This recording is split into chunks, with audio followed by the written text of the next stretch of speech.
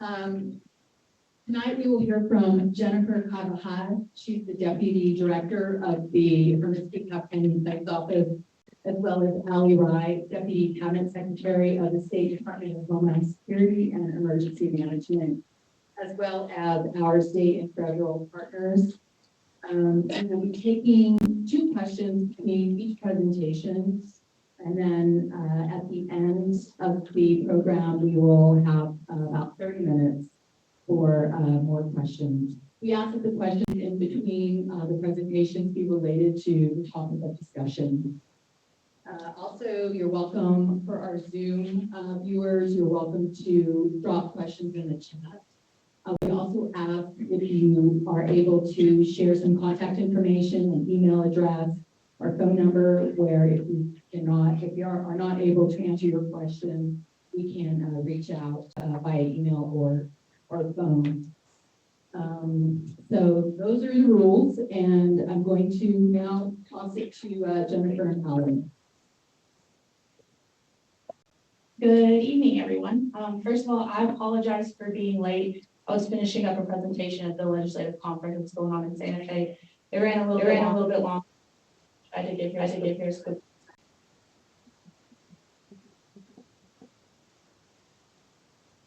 We're good. Oh. Can I not use the mic? Testing. Oh. I think the echo's gone. Okay, thank you. Sorry about that. What? Okay, first and foremost, I want to thank you guys for all coming out tonight. I know it's cold. I know you guys have a lot of things to do on the plate, but I really do want to say thank you for you guys being here.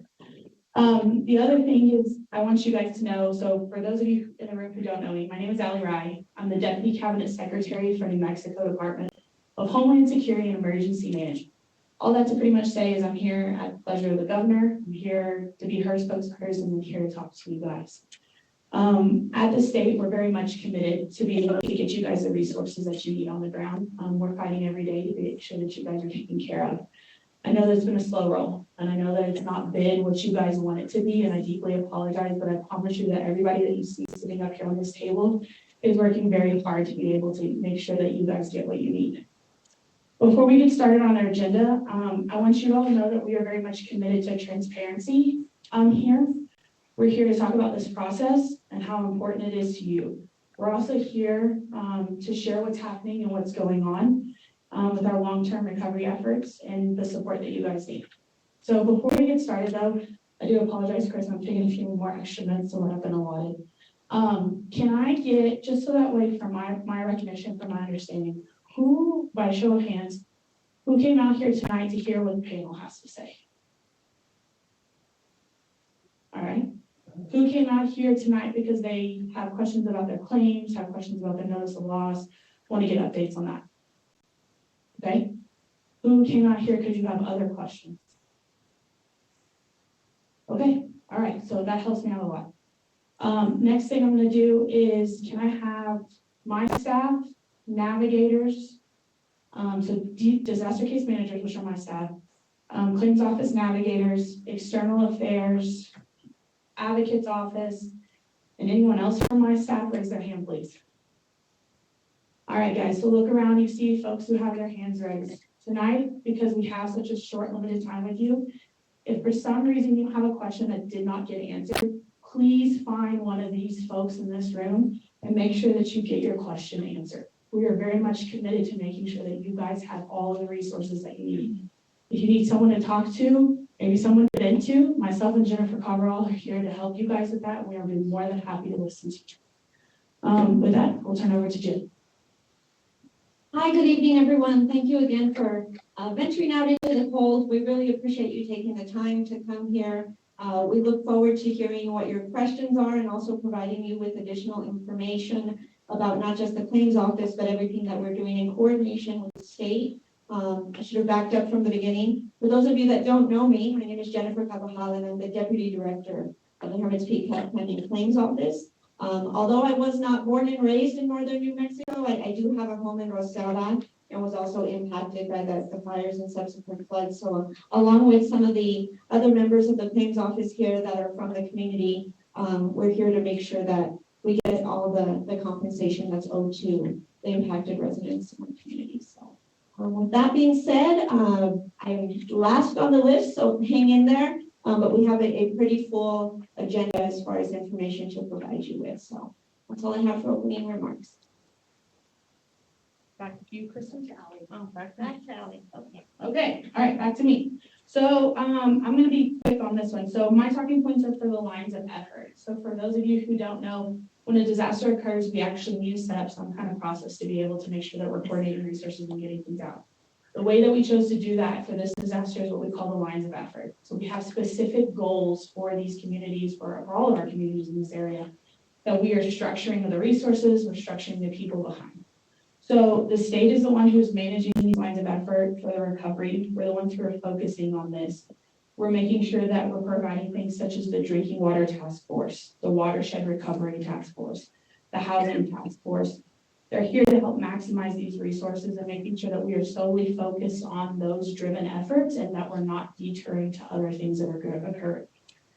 Through our lines of effort, we're getting more funding available. We're helping you guys with weatherizing your homes. We've been working with the counties and cities to restore roads, to restore their water systems. And we're working hard to build and fund projects which restore the watershed. We're fixing the problem at its source. So one of the things that I want you to know, and we've reiterated this time and time again, we all collectively know that whatever we do at the top of the watershed impacts you guys going all the way down. So I'm not going to sit out here and I'm not going to work on things that are at the bottom of the watershed. So that way, as we work our way up, all that hard work has just been washed away. So we're coordinating with everybody from state to federal to local partners to make sure that everything is being addressed. So that way, no one is overdoing the work or overlapping each other and all that work goes to waste.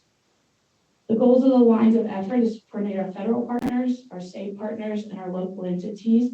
So that way we can reach out, you guys can reach out to more than one point of contact when you need it.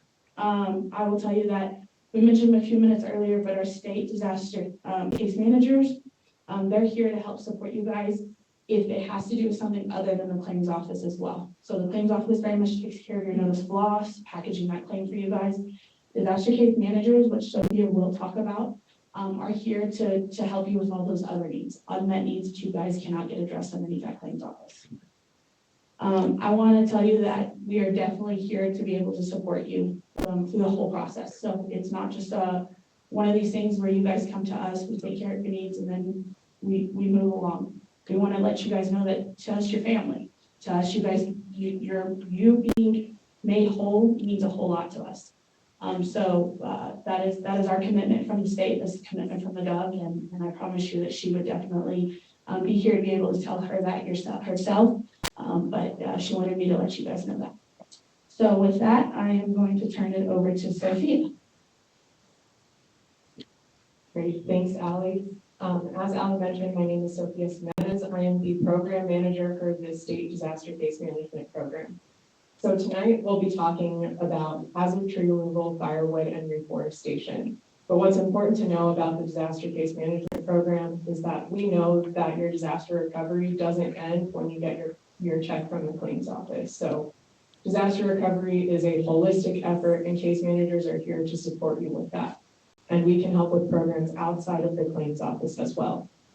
So tonight, for hazard tree removal, we're working with the New Mexico Department of Transportation, the Natural Resources Conservation Service, and the U.S. Forest Service to get hazard trees removed so that they don't threaten public safety. For firewood, the Forest Service and the claims office, as well as case managers, have resources to get you through the winter. For reforestation, there's efforts on aerial reseeding, which you'll hear about from the Forest Service, and then compensation available through the claims office. The availability of the conservation restoration plans by NRCS, and then other comprehensive resources for reforestation from New Mexico State Forestry as well. In addition to the resources you'll be hearing about tonight, there's many other partners working to provide individual assistance, like the Department of Agriculture, who's still helping folks with needs related to livestock. There's 2 available resources that outline their programs, which I believe there's some templates on that back table. Claims office can also assist with compensation for increased husbandry costs, loss of livestock, and other related costs. New Mexico Department of Agriculture, the Extension Service may also be able to help with technical assistance on livestock. We're currently following up with them to confirm specific point of contact. Work with the disaster case management team for more information. Like Ali said, we're here to give you one point of contact to help you access all of the available programs. We know there's a lot and there's a lot to navigate. So please contact our case managers. We have Tony in the back there. He raised his hand earlier. And we're here to help you. So with that, I will pass back to Jennifer. Jennifer's passing it to Eric. Thank you. So my name is Eric Knobs and I work with the New Mexico Department of Transportation. And I'm here to kind of give you an update on what we've got going on as well as other available programs for private property removal.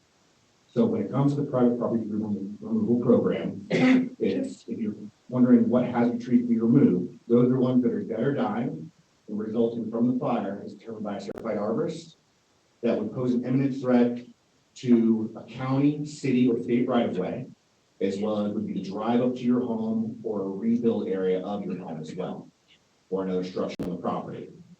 From the trees that we've removed so far, if the question is where does the wood go, most of the time we're chipping the wood on site for erosion control, and we use a lot for slope stabilization because a lot of trees have been removed on the side of highways and county roads as well.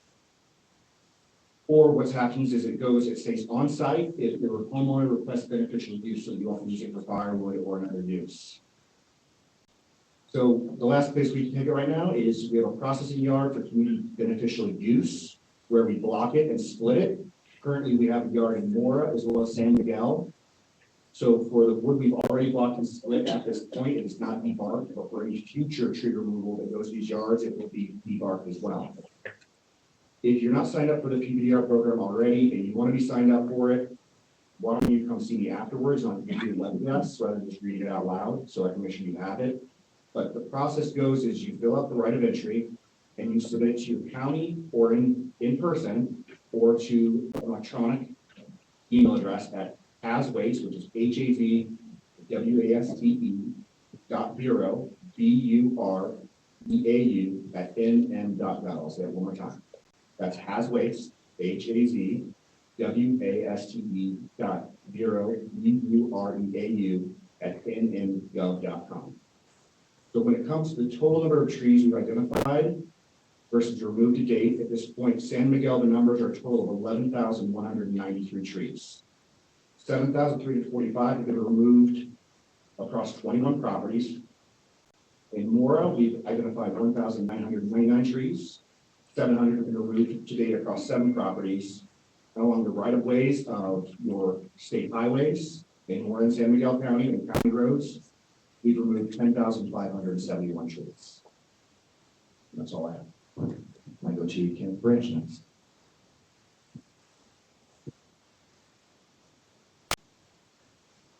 Thank you. Good afternoon or good evening. My name is Kenneth Branch. I'm the Assistant State Conservationist for programs with NIPS. So currently we're implementing the what we call the Emergency Watershed Protection Program. The program is designed to protect life and property from imminent threats caused by the fire or the flood. So specifically when it comes to hazardous trees, kind of like the DOT, the trees will have to have had some impact from the fire or the flood, burn on them or were impacted by the flood at some point. Usually if they're just a green tree that was not impacted, but they're posing a threat, that would be something we would not be able to work on. So it has to have that impact by the fire and the flood. And it does have to pose a threat to life and property. The program that we're implementing is run through a sponsor, and the sponsor is the State of New Mexico Department of Finance and Administration, but they're working through the local soil and water conservation districts to be their on-the-ground technical assistance provider. And so we do have Gerald from Tierra y Monte Soil and Water Conservation District, and then also the Western Mora Soil and Water Conservation District would be the contact there in Mora County. So that's really, hazard trees for us is real basic. It's just, is it posing a threat to life and property? If it is, we can hire a contractor to come in and remove that threat. As far as the wood goes, we usually work with the landowner. If the landowner wants to keep the wood for firewood or whatnot, we can move it on site, or we can have our contractor remove it. It's at no cost to the landowner. We do all of the contracting, all of the procurement, or really our sponsor does. And so really all we have to do is go do an on-site assessment, and ensure that the trees were caused by the fire and the flood, that it is posing a threat to life and property, and then we can work on that. Not to take up too much time, but through the Emergency Watershed Protection Program, we also do other protection measures such as flood barrier bags. You've probably seen a lot of the green flood barrier bags around. That's mostly to protect homes or buildings, utilities and whatnot. We also do sediment and debris removal, similar to the hazardous trees, but it could also be material that was brought down by the flood or the fire that's clogging roads or bridges or culverts or whatnot. So we do have other measures that we can implement through the EWP program. Right now, we're kind of just focusing on hazardous trees. But if you do want more information on what the program can do, or if you feel like you have a threat to life and property, come talk to myself after the meeting. I also have our IS, my counterpart for NRCS, here with us tonight, and he can also provide any information. So that's kind of where we are with hazardous trees in our program. I'll turn it over to Kenneth Alcone. Good afternoon, everybody. So from the U.S. Forest Service side, I'll just give you the synopsis of all the stuff that has been going on with hazardous tree removal as far as FY23. So we've removed a total of 568 acres of hazardous trees that have been cut within the HPCC burn scar in the Walker Flats area. We completed 263 acres. On Johnson Mesa, we completed 144 acres.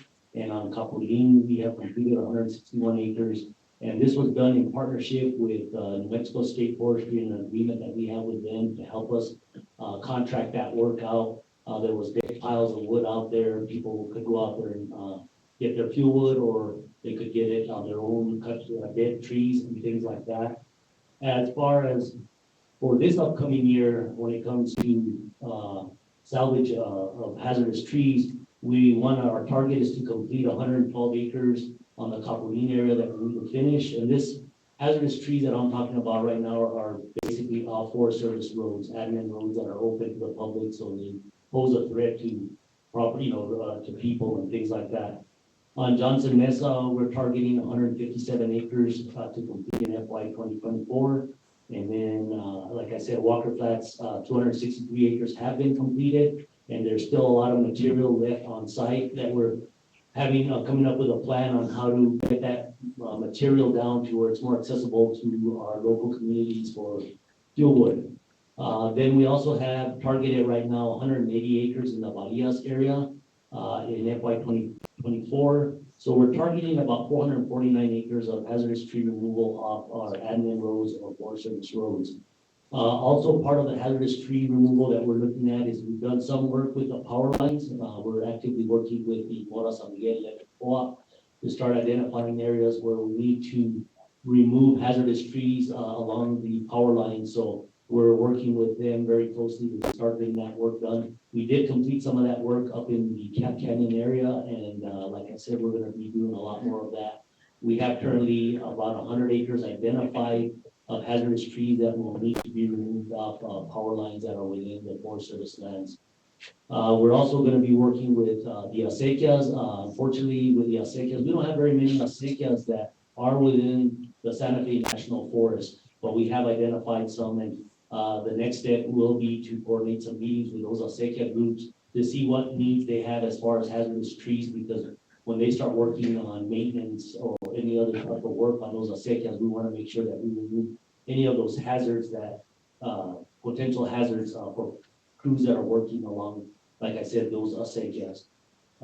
As far as going on with the hazardous trees, we did issue 1,238 permits were issued out of the Pecos Las Vegas River District, and 5,324 cords were issued last year. As of right now, our fuel wood permitting system is closed, but it will reopen back up in April for obvious reasons because of access. But we will open up the free use permits up in the Burn Scar within the Santa Fe National Forest. That'll be sometime in April when we can access the forest. We also work with the Santa Fe Community Foundation, the Firewood Bank, in partnership with the Neighbors Helping Neighbors, and they have been able to process 618 cords using local contractors and working on providing an additional 200 cords by the end of this month. That's the target. So processed about 800 cords through that program. And we're looking at working with those partners again for FY 2024. The other big one that we have going on right now is with the Carson National Forest. For those of you that don't know, fire did burn onto the Carson National Forest. And right now we're working on an agreement to cut, skip, deck, and transport 4,000 cords of fuel wood to the Mora County area. We're working with the Mora County Commission. They've solicited a site where we're gonna deliver this wood, and then the county is gonna process it and make it available to the local residents in Mora County. So that'll be pending. That firewood is coming off the Carson National Forest side of the HPCC. The other thing that was brought up is, are we looking at doing the same efforts like Mora County is to provide wood to San Miguel County? And the answer is yes. Right now, we're in conversations with San Miguel County to see if we can set up a similar type of program, and we're just exploring it. It's not a guarantee yet because we gotta work with San Miguel County. But the plan is to work with San Miguel County to offer the same type of program where we can deliver wood down to Las Vegas, somewhere in the city, and then also maybe the Pecos area, off that Marias area, and be able to provide some of the folks wood that has been processed, whether it's unburned, you know, if it's been debarked, those types of things. So that is something that we're in conversation for FY 2024, is working with San Miguel County on setting up some fuel wood locations. We're really looking at fuel wood and hazardous tree removal on the forest as offered in 3 flavors. Being able to bring material down to, like we're doing up in Mora County, and people will work with the county to get that distributed to the community. And then the other flavor of fuel wood that we have is for those folks that, you know, traditionally have gone up to the forest and got their fuel wood, you know, and collected it, they can come into the office and get a fuel wood, free use fuel wood permit, and get their fuel wood that way. So the other flavor is, if we have deck piles like we do up in Walker Flats, they don't have to go hunt around the forest. There'll be deck piles to where they can just drive up to these deck piles, cut their fuel wood and bring it down. So we're offering it in basically, I'm calling it 3 flavors, as our forest supervisor said, but that's kind of where we're at with the Forest Service as far as our hazardous tree removal as of right now. And I'll turn it over to Eric again.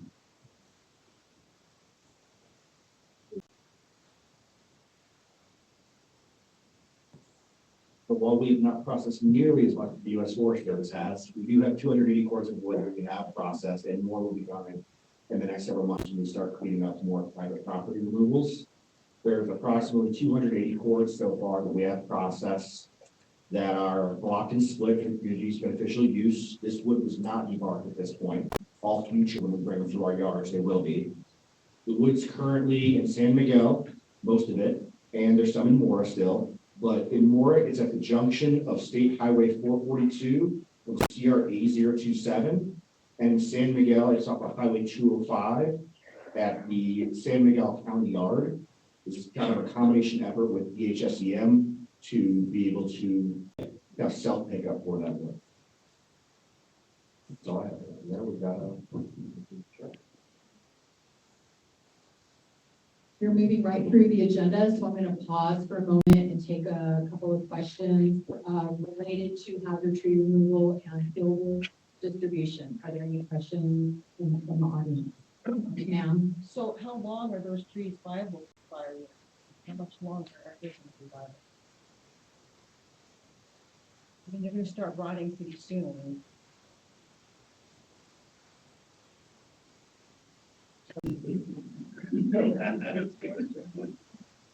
That is a very difficult question, but from previous experience for working in previous yards, normally your firewood is viable after it comes down for 3 to 4 years. So as it decays, you are going to have insect infestations can begin. And the forest guys can speak with it as well. But after that, you start to decay. So it should still be viable, I would say, for another, we're over a year and a half into this now. So another couple of years of firewood. And that's not to say that it's not going to be viable for much longer. It's going to matter on the environmental conditions, insects, and how it's on the ground as well. You all have anything to say about that at the end?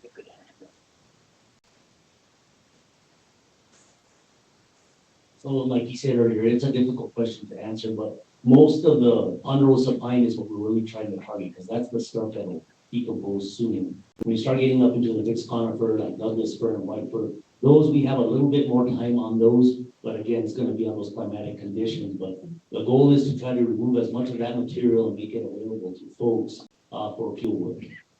Because you did say trees on the ground, but is this birch trees on the ground? Or is it trees, we've just found it, the trees on the ground that have fallen into that line? Because I know that when I talk to people that are mowing the wood, they say that it's starting to get soft and it doesn't have to cost much longer. So like I said earlier, the ponderosa pine, we're, talking with some of those people that are processing it, that wood is starting to get a little funky and it is going to decompose faster. When it comes to some of that, like I said, mixed conifer, Doug fir, the higher elevation species, a lot of those we've seen up in like the Walker Flats area where the bark has already fallen off and it's really actually in good condition. And that wood will last a lot longer. So like he said earlier, we're anticipating, maybe 4 years, in some areas it may be longer, but it's really a hard question because insects could get into it. But the plan is to try to get as much of that material cut and delivered and make it available to folks for fuel. Thank you. We had another question I saw. Bring the mic so everyone can hear. While you're walking the mic, I also want to mention that we're continuously falling new trees. We all collectively know that there's a ton of burn area and over time it's going. So like, for example, down more San Miguel Electric Co-op's lines, we're going to start falling some of those trees so that way those dead trees don't start falling on new lines that have been put up and then put you guys into a situation where you don't have electricity in. So over the next couple of months, especially as the temperatures get warmer, we'll stop falling those trees. They're considered hazardous trees, not necessarily because they're burned or things like that, but they're just in a certain area that could impact the power line. So those trees will also not fit into the. Those are live trees you're gonna cut? Some of them have actually burn scar on them. Some could be live trees. It really just depends on what the electric company deems to be an impact to their power lines. Now, why would that be more of an impact of live tree on a power line than it was before? Because they had to, because of the burn scar and where the burn scar went, they had to actually reroute some of their new power lines to be more beneficial to you guys. So because of that, where it's going in, if the tree is too close to the power lines, if we get a high hazard wind day, it's going to fall right on those power lines and knock customers out of service. Sorry, Chris. Oh, it's okay. Now, Hi, if you live in Water County, my question is, you have to live in Water County to go get wood in Water County. If you live in San Miguel County, can you go to Water County to get the wood for firewood?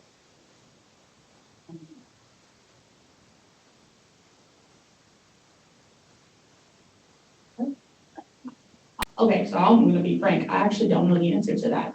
It looks like no one up here does either. I don't foresee there to be a problem because what we're gonna be doing is there's gonna be a certain intake. So that way we're making sure that, so that way it's equitable across the board. Does that make sense? So that way someone can't go to Mora County and then go to San Miguel and take resources away from people from making sure that it's equitable across the board. So there will be a collaboration to make sure that we're sharing that list back and forth. Is that in process? Possibly. Do I know that at this point in time? No, ma'am, but I will get you an answer. Okay, I was told no, no, Did they give you an explanation as to why? because I didn't live in Mora County. That's why. Okay, we're gonna figure that out. because if you don't have one set up in San Miguel, then all the people in San Miguel County need to come to Water County. But we do have one set up in San Miguel. Oh, I thought, okay, okay. Yeah. It's on, Do you want to repeat those locations in here? Yes, they didn't have one. They didn't have one in San Miguel County. that's what it is. Oh, they didn't have wood in San Miguel. They didn't have wood in San Miguel County, okay. So are we done the location for San Miguel County? I You can have a repeat again. location, you just didn't have the wood. So what's the point? Yeah. So, I will work it out and we will get an answer and get back to you all. One more question from the audience and then we have one on the chat. Mr. Branch, I'll be talking to you afterwards concerning what you brought up. And your DOT fellow, what's your last name? No, No, like a door knob. Got Yeah, that's what. Okay, we have one in the chat that's related to this issue. This is for DOT. Have the state determined if the contaminated soil needs to be moved to wagon mound? Where can we get more information on what needs to happen with contaminated soil? So at this point in time, with all the soil testing we've done on every private property, we only had one pop is contaminated. Currently, that is when we dispose of appropriately. So are they asking me where it needs to go, or? Yes. So it would normally go to wagon, but I can also make sure you have my email address and you can contact me directly. Sorry, here, I'm trying not to. Yeah. The environment department has also put out what we call a green sheet. So just because you have technically contaminated soil, there's certain outlines as to what that contamination actually is. And it'll tell you whether it actually needs to go to a landfill or if it can be repurposed on your land because it's not under the contamination levels of what would impact the actual land. So like a lot of people are worried about the ash and debris, but technically some of that is really good farmland. It's really good for you to repurpose. Or like we're seeing on the acequia side, they're using it to build up the berms so that way they're a little bit higher. So I'm sure I'll work with Eric and make sure that he gets the green sheet so that way when you guys coordinate, you have that information as well. Thank you, Ali. Now we're going to move on to reforestation, beginning with John Sharp.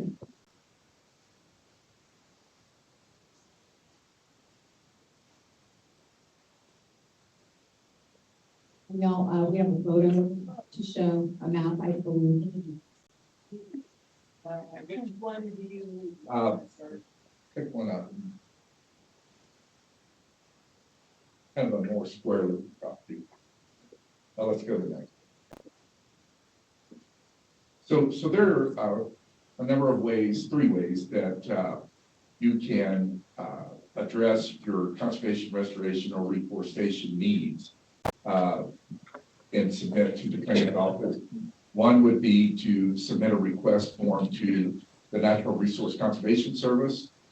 It is a first come, first served list, and they will come and a certified planner will write a conservation restoration plan for you. The second would be a DIY, do it yourself. Keep up with your time, keep up with your expenses, and submit that as a claim to the claims office.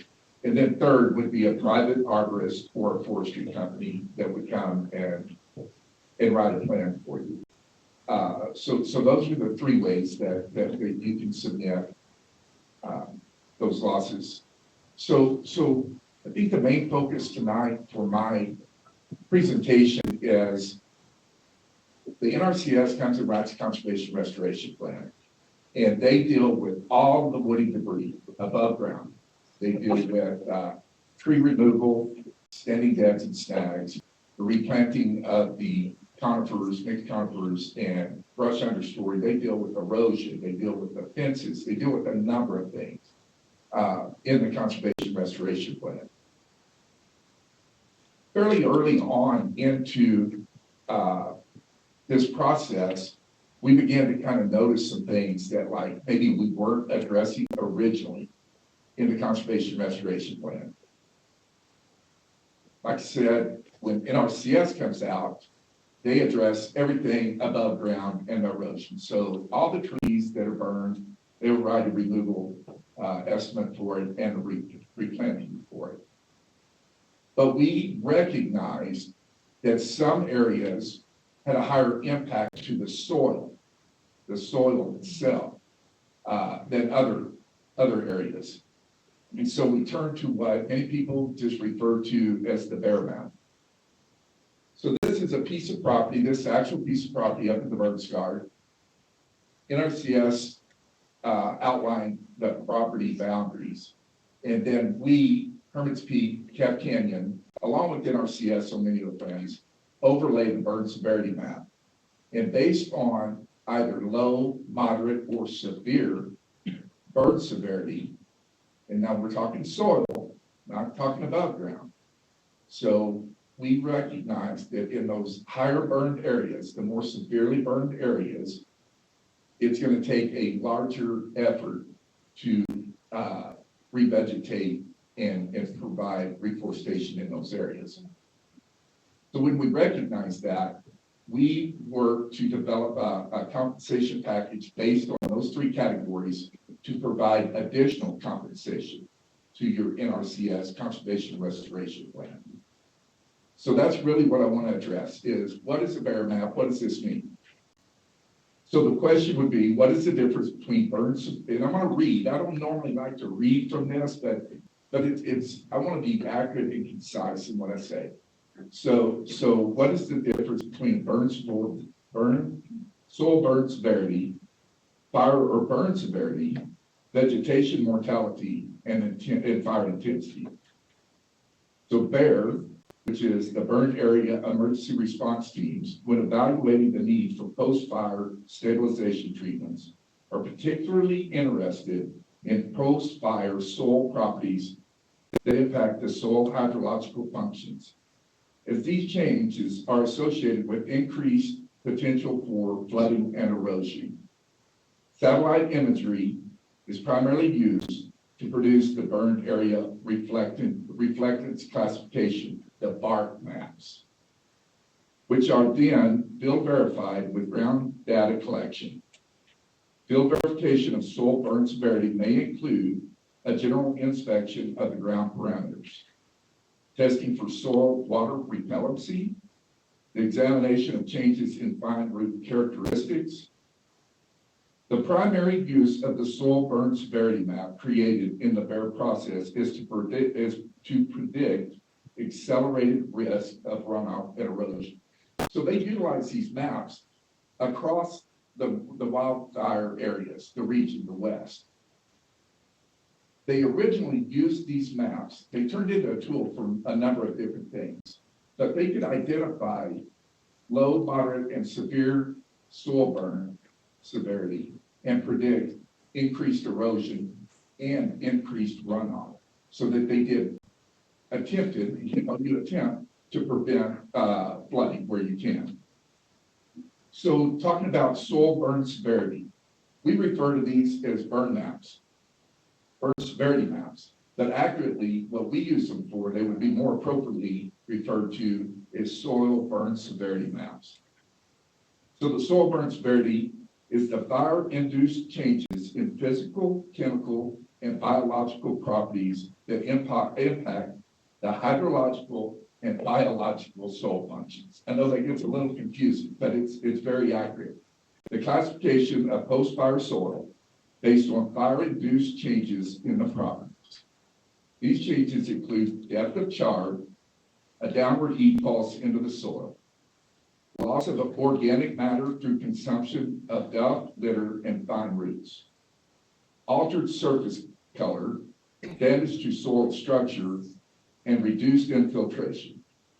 Burn severity across the fire area depending on topography, weather conditions, fuel types, and rate of spread. So when organic materials on the ground and within the soil structure burn hot and slow, they form a layer on the surface and within the soil, reducing the ability of water to move downward into the soil, resulting in an increased surface runoff. The degree of soil burn severity is dependent on the peak temperatures, the duration of those temperatures within the soil. Observable post-fire ground parameters are often used to classify burn severity. So that would be your low, moderate, and severe. So the most important part, or the most important purpose of a soil burn severity map in BEAR assessment is to identify the areas of impacted soil function. So with that being said, it boils down to, we recognize in these areas are of high severity are more significantly impacted than that of low severity. And so we're taking into consideration the soil function. So many times in that severely burned, and even in a portion of the moderately burned, it's almost like cement, it's sealed off.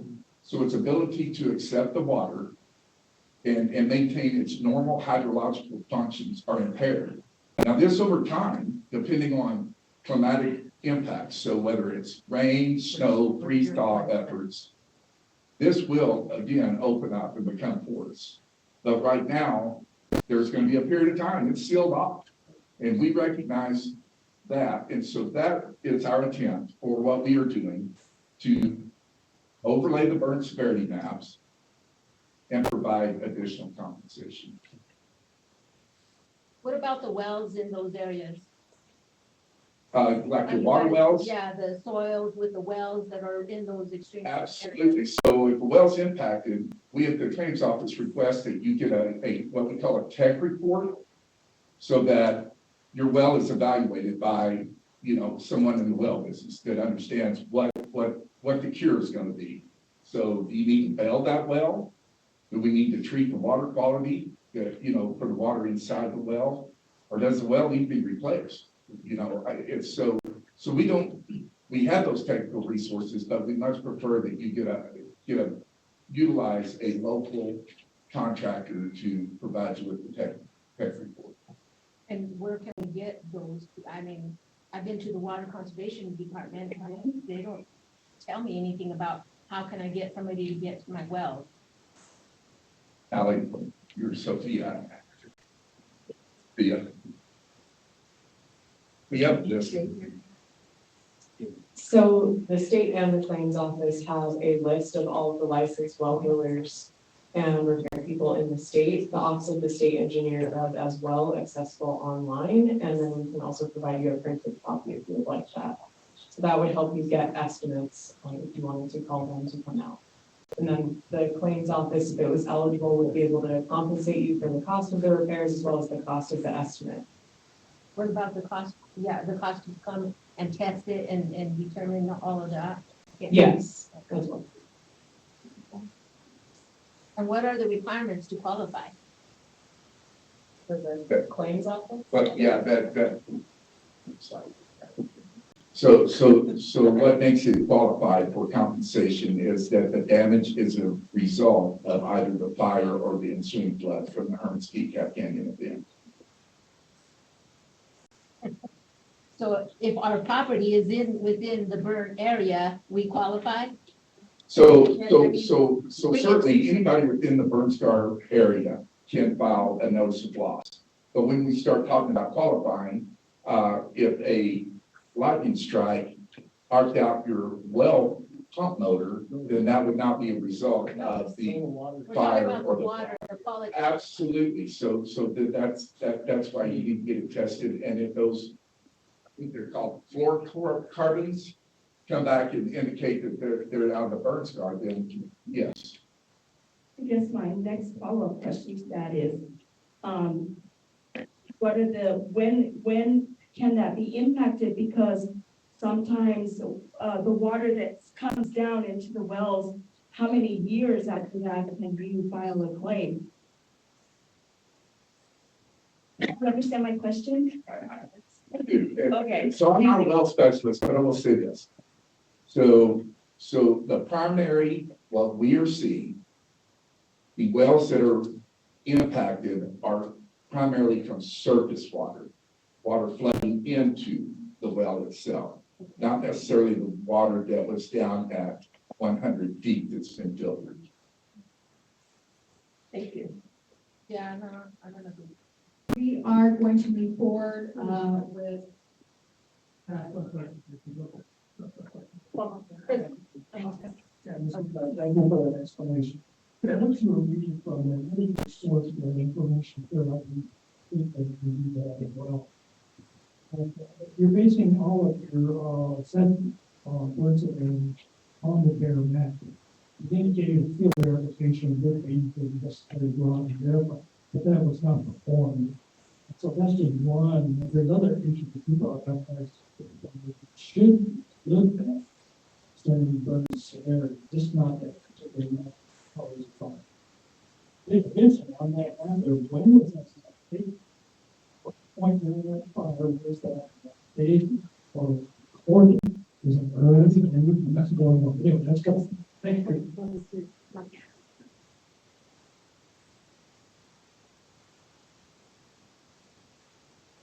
So as it's indicated in its title, burned area emergency response. So it's in the immediate aftermath of the fire itself. And they don't ground truth all 431,000 acres. It's impossible. So they select areas, go out and ground truth that what they are reading, what the satellite reflection, the bark map that was included is properly identifying. It also takes into soil compensation or composition. So we have soil maps of the area. So we know in the more rocky terrain, that really actually reflects a more severely impacted area that has to be tweaked a bit because it's not reflective of what actually took place on the ground. The soil impact was where you have more soil depth and you had a deeper burn chart that has a higher effect. I'm definitely not a soil or well expert, but I do know claims office. And so if you have concerns that the bear map is not accurately representing the severity of the burn in your land, we work off documentation in the claims office. So if you can have an expert go out there and provide additional details to substantiate your claim, that's always an option as well. So Yeah, hope that helps, sir. thank you, sir. The issue is a year and a half past this fire. The condition of the soil we're testing now is not the same as when the fire took place. So it's just not apples to apples. I think. So that's really correct. I mean, so that's what the significance of the burned area emergency response was. This was a timely mapping. This was mapping that occurred in the nearest, most immediate time after the fire.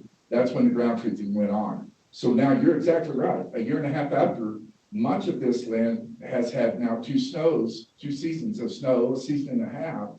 And now you're starting to see the impacts of the freeze thaw. So what was originally severely burned land now may start showing as moderate. So that's why we try to use an accurate map that was taken immediately. It should reflect the most current condition immediately after the fire. So I'm going to jump in and ask if you have any more questions pertaining to this issue, just please hold them to the end of the program. We do have a few more discussion items, so I'm going to now toss to Kenneth Branch to talk about, with NRCS, is going to talk about what your plans for conservation restoration. Thank you. So from the NRCS standpoint, we are writing conservation restoration plans, and one of the most important points to make is that we write these plans for the landowner.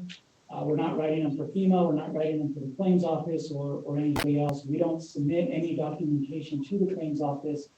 It is up to the landowner to submit that, and that's just because, again, we're not working for them, we're working for the landowner. So we write the plan, and then we give the plan to the landowner, we sign off on it, and then from there the landowner can submit it to the claims office if they so choose. They don't have to, but that's entirely up to them.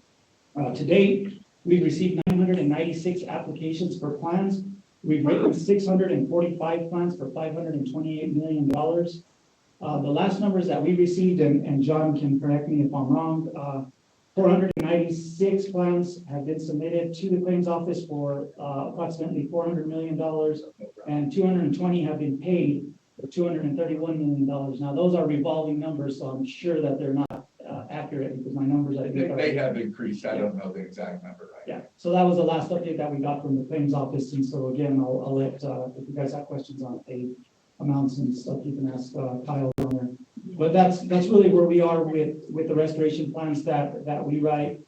The second point that they're asking is what happens after we deliver the plans and compensation is made. Again, the plan was for the landowner. We do not have any role after that. It is up to the landowner if they choose to implement the plan. We will provide standards and specifications to all of the practices that are on the plan. So if the landowner does choose to implement that practice, they have our recommendations, NRCS recommendations on how to implement that conservation practice that was on that plan. We also have the ability to provide technical assistance. We have a local field office in Las Vegas and Mora. And so if you need some technical assistance or have questions about the implementation of any one practice, you can definitely contact our local field office and they can provide technical assistance. But again, from the NRCS standpoint, we're not the ones making the payments. All we're doing is writing the plan, and then after that, it would be up to the landowner to take the plan to the claims office, work with them for the compensation, and then the implementation again would be up to the landowner. We've had several folks ask us for a contractors list. Because we are the federal government, we cannot endorse any one contractor, so we don't keep a list of local contractors. I know Veronica and I have had this conversation several times, and it's just something we can't do because we don't want to endorse any one contractor, or if a contractor is not on the list, they'll feel like we're not endorsing their business, and so we cannot do that. As far as our winter plans go, we do have local staff in the area, Mora and San Miguel, that are continuing to write plans as the weather allows. Obviously, we've had several snowstorms in the area, and we understand that we may have had several nice days, sunny days, but if there's snow on the ground, we still have to see the ground. We have to see the erosion. We have to be able to assess that erosion and whatnot. So a lot of times, our staff are still not able to make it out if there's snow on the ground because we cannot do a proper assessment if the ground is covered in snow.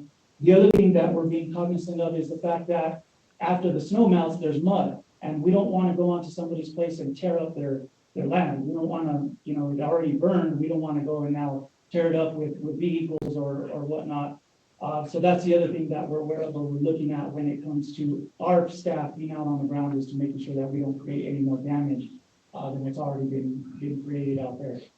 We do have staff, we do monitor the areas. Myself and Art, we've been around both counties. We'll continue to do that tomorrow to see if there are areas we can work on. If we do identify some areas that we can be working in, we'll try and get some staff coming out here. But for us to get a team together and bring them back on site, it's not just a day's notice where we can get folks to come back out here. Our certified planners are all across New Mexico. So we have to get the team together and bring them on site. And so it does take some time. So we try and look for windows of good weather. And of course, we've been having storms, it seems like every week coming in. And so it's kind of hard for us to gather a team and get them out here, and then another snowstorm here. But we are trying to do as much as we possibly can throughout the winter. The other thing we are doing is we're continuing to work with Kyle at the claims office to do any kind of modifications or adjustments to plans. Sometimes there were acres discrepancies or landowner discrepancies or whatnot to the plans. So we do have staff that are currently available to the claims office. And I know Kyle is working with them every day, sending them plans, asking them questions, remodified plans if they need to be. We're still contacting landowners if we need to make modifications. So even though we may not be out on the ground, we're still behind the scenes working on some of those plans that have been submitted to make sure that they're accurately assessed and the documentation on the plans is accurate. So that way when the compensation comes across, it'll be accurate. Moving into our reseeding efforts.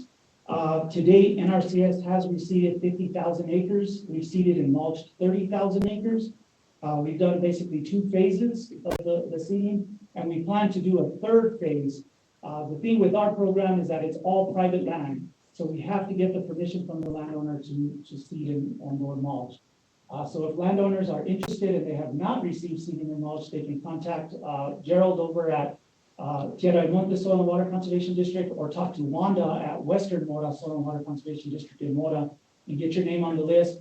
We're hoping that we get enough landowners to participate so we can do this other thing. We still have some funding available, and we'd like to do at least another 15 to 20,000 acres if possible, if we can get the sign-ups.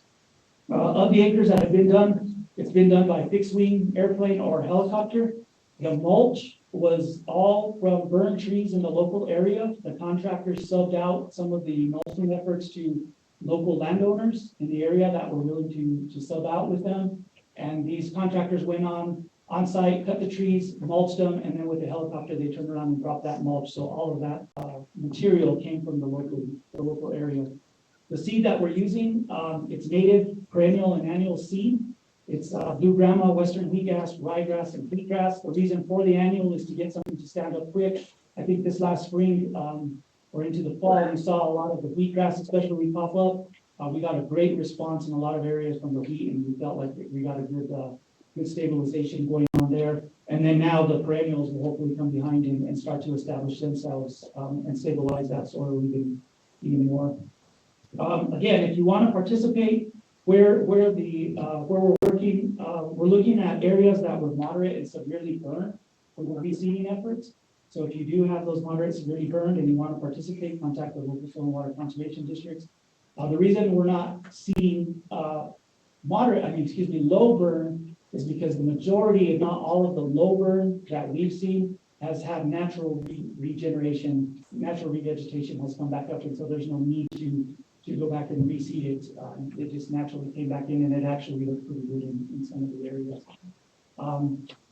So the last talking point that I have here is if a community member has participated in an NRCS program and they've been compensated, if they can still, or if there is still additional support available to reseed. If the landowner has already been compensated for reseeding through the claims office, we will not be able to reseed through EWP because that would be a duplication of benefits, which is against the law essentially. So we got to make sure that we're not duplicating those benefits. We're in conversations with the claims office. We know what's in the conservation plans that we've written, and then we compare that information to our EWP program. It's still within the NRCS, so we're not sharing any of this data public. It's still internal information, but we compare these lists to make sure that we're not duplicating the benefits. But if it's something else, if a landowner needs their house to be protected from flooding and they receive compensation from the claims office for other practices on the restoration plan, as long as we're not duplicating those benefits or duplicating those efforts, a landowner can participate in multiple programs. So again, if you would like to participate in NRCS programs, contact Gerald at Tierra y Montes, Wanda at Western Mora, or if you want a conservation restoration plan, you can go online. Like I tell everybody, just Google NRCS New Mexico, which is usually the first search that pops up. And then on the first page, there's a link for Hermit's Peak Calf Canyon. On that link there, you can get the application and you can mail it. There's the email, there's the mailing addresses where to send it. And then there's also an email address that you can email your application to for a conservation and restoration plan. So there's several ways that you can submit the plan. You can also deliver it directly to the claims office, and the claims office will work with us. Yeah. Oh, you have some applications here? Oh, okay, good. There's also some applications available if anybody would like to submit one tonight. They can submit it to myself, or they can submit it to Art over there. Raise your hand up. Thanks. Sure, you have a question? I just have a really quick suggestion. You guys have a very powerful, beneficial demonstration on how the different soils absorb water. I think it would really behoove everyone else to see that, especially those people that are considering different ways of treating their land and trying to recover. I think that would really give them a true lesson on what they can do next. Yeah, thank you, Veronica. We do have what we call a rainfall simulator. That's what she's referring to. And Yes. it does simulate rainfall on burn land. We're working with Luna Community College to hopefully do some demonstrations in the spring, so that way folks can come out and see some of the effects. So, yeah, thank you. I have a question. We got you. I have a question for Director Booth, but I'm hoping someone can answer this question to me. The original purpose of the loss expenses prescribed burn was, according to my knowledge and my asking this question from multiple sources, was to remove from the forest floor combustible material that was filling up and creating a potential for wildfire to spread out of control. And I understand how that would be a concern. How is that different than, there was only 400 acres was going to be in the prescribed burn? Yet we, as a result of wildfire, I just heard that we mulched up trees and put all that wood material back on 30,000 acres of ground so far. What is the difference? It's combustible material, and now we're spreading it back out on the forest floor. And the original reason for this whole thing Let's remove it from the form. Is there anybody can bring some logic to this? I'm not a very smart person, but I'm failing to see the logic.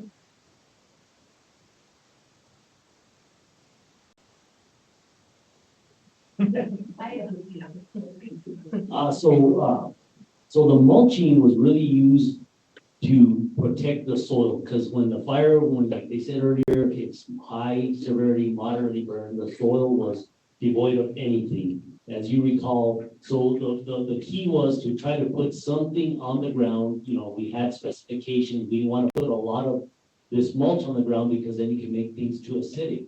So what we were just trying to do was to put some type of cover so we don't lose that topsoil. As far as the prescribed burn, that was a whole different target, was to remove some of those hazardous fuels, because you have all these ladder fuels. I believe there was actually some slash piles from previous thinning projects, was to try to get those out of the way so they wouldn't cause what we ended up, with a wildfire. So the mulch was really there for a Band-Aid, if you want to call it that, just to put, small amounts of organic matter on there to help even stabilize the soil, but also help with some of the reseeding efforts. But the objective from the prescribed burn was to remove hazardous fuels, where the mulch is being put on the ground to help stabilize it in the interim. It's kind of the Band-Aid for right now. So we weren't putting in, a foot of mulch. It was really strategic. There was only certain areas that it was applied to. So I don't know if that answers your question, sir. Maybe after you and I, and I've got some folks from the Forest Service too that are with me tonight that can help answer questions from the Forest Service side. So I've got Amina Sena. She's the district ranger on the Pecos Las Vegas Ranger District. And then I also have Carlos Robato, who's under the HPCC as an implementation specialist. So maybe after we can discuss this further. Follow-up question after, as a community, I'd like to know, is there a plan to go to this 30,000 acres and prescribe burning to get rid of this fuel, but after it's served its purpose? Which, after the seeds are grown, it's still there, it's not still a risk. So from the MRCS standpoint, there's not, but the amount of mulch that was actually applied should not cause fire hazards. Prescribed burn isn't as hot as a wildfire. They burn at different heat rates and whatnot. And like Kenny said, it was strategically put in. It wasn't put in everywhere. It wasn't put in as thick. It's used for soil stabilization. We get the grasses to come up. We get those desirable species to come back, because we want something on the forest floor. We don't want it to be bare. And so, no, we're not going to go back in and take those out, because they shouldn't pose a fire threat. The other thing is that we only seeded and mulch in burned areas. We didn't seed and mulch in areas that were not burned, because we don't want to add to that forest litter that Kenneth Alcon was talking about. We don't want to add to the possibility of additional fire. So we only did it on areas that were severely and moderately burned. That way they don't pose that additional threat or another fire threat. So your official position then is that the mulch put back on the forest floor is absolutely not a fire hazard. Is that correct? Well, I'm not a fire specialist, so I can't say that. I'm a range management specialist, so I know a little bit about range and putting grasses and the need for soil stabilization. So the question that you asked is if we were going to go back in and remove it, and the answer is no, we're not going to go back in and remove it. Was there anyone in the room that can answer that? But this is my concern. We as a community need to be concerned about the fuel that we're helicoptering back onto the forest floor or onto private property. Is that a risk we should be concerned about, or should we just breathe easy and forget about it? That is absolutely not. So I'm not going to tell you that we forget about it, because I hear your concern loud and clear. And from a person who does not have a fire science background, like I get where you're going. But the problem that I think that we're all running into is none of us up here have a fire science background to be able to answer that question. So what I can tell you, sir, though, is after this, I would love to get with you to get your contact information. So that way I can get with multiple different fire resource folks. So that way we can get you that knowledge, that information. And then Kristen, Danielle, is there any way that maybe once we get that information, we can do maybe like a fact finding spot also on like social media or something like that? So that way, not only do we get the answer straight back to you, but we can also post it so that way anybody else who has the same concerns can be able to reference it as well. All right, I'm getting head shakes up here, so we will do both of those items, okay, sir? Thank you. Thank you, Ally. have a question. Piggyback on that. Okay, may I ask you to please hold it for a few more minutes to finish the program, and we have a couple questions in the chat. You can meet with me afterwards, I'll get you. So we do have, this is concerning, reseeding. Will the seeding be done within the Pendati community? Pandering. My apologies.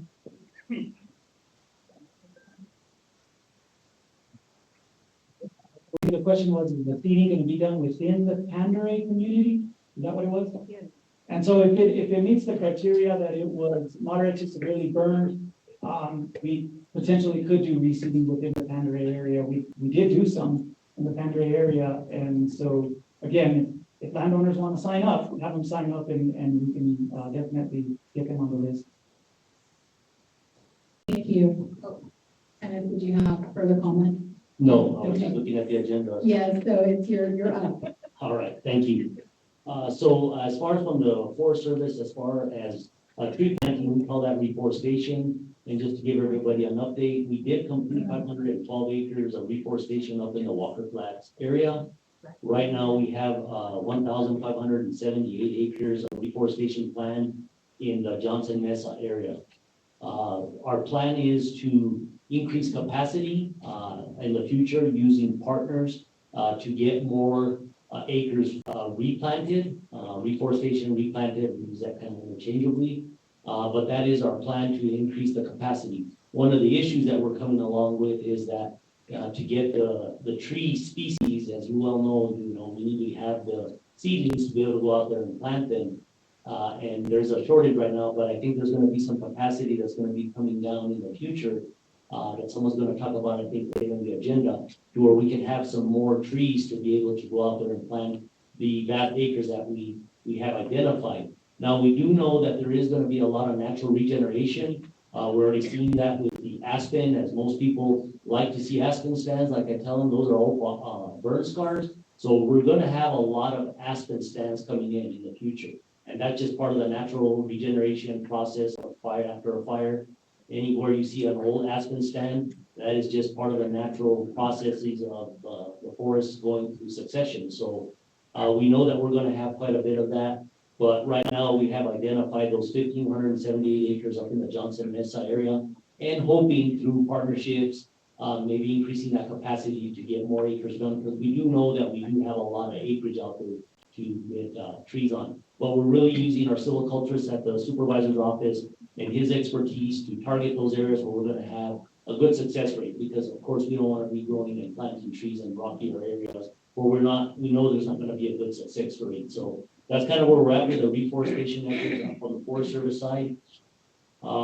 As far as the aerial seeding, one of the things that we did, we completed 11,759 acres back on November. And we kind of followed the same suit that NRCS did. We did work with NRCS and some of our partners like the districts to identify areas where we could do some aerial seeding. We, the Forest Service, realized that in order, and I think someone in this panel earlier said that we got to target the upper watersheds, and most of those are on Forest Service lands.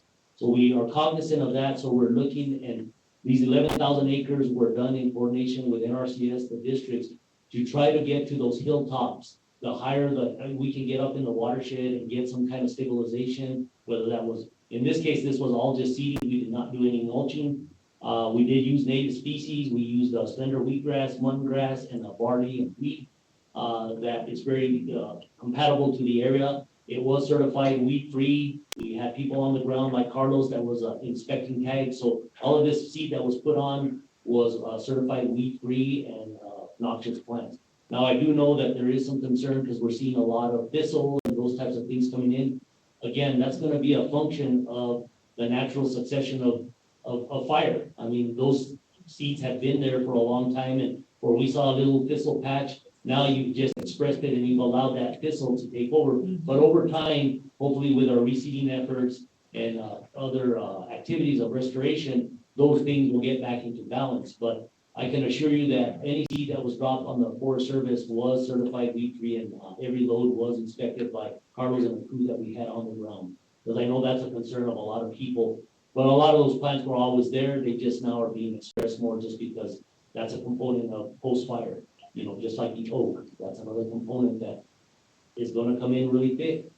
Just the nature of the beast after a fire. As far as like hilltop stabilization treatments, the aerial seeding was part of that effort. We are looking and working with all of our partners, the districts, with NRCS and other state partners at hilltop stabilization projects. We're looking at comprehensive watershed plans with all these agencies to start looking at what can we do to stabilize from the headwater, what can the Forest Service do on Forest Service lands, and then cross that, walk it down to private lands. We do have a couple of projects where we're working with the districts and NRCS on a smaller scale right now in the Dukes area and the Canal area. We start looking at some of these watershed projects and then expand those to other areas. So that's kind of where we're at from the Forest Service side on reforestation and those type of things. Thank you. We're going to end the program with Rachel Bowe with State Forestry. She's going to discuss the New Mexico reforestation plan. Yeah, just go last. So I know you guys are maybe a little tired, but I'm the reforestation coordinator with New Mexico Forestry Division. And this is a really, I feel like, positive story for New Mexico. We have some of the top experts in the country, and what we're developing with the Reforestation Center is one of a kind because it takes into consideration from seed collection all the way through the process of growing the baby trees and then planting them in the ground. And we're going to provide seedlings to private landowners, the Forest Service, and tribes. So like NFL Cone just said, we are severely low and limited on seedlings right now. And we anticipate more fire in the future, not just in New Mexico, but across the West.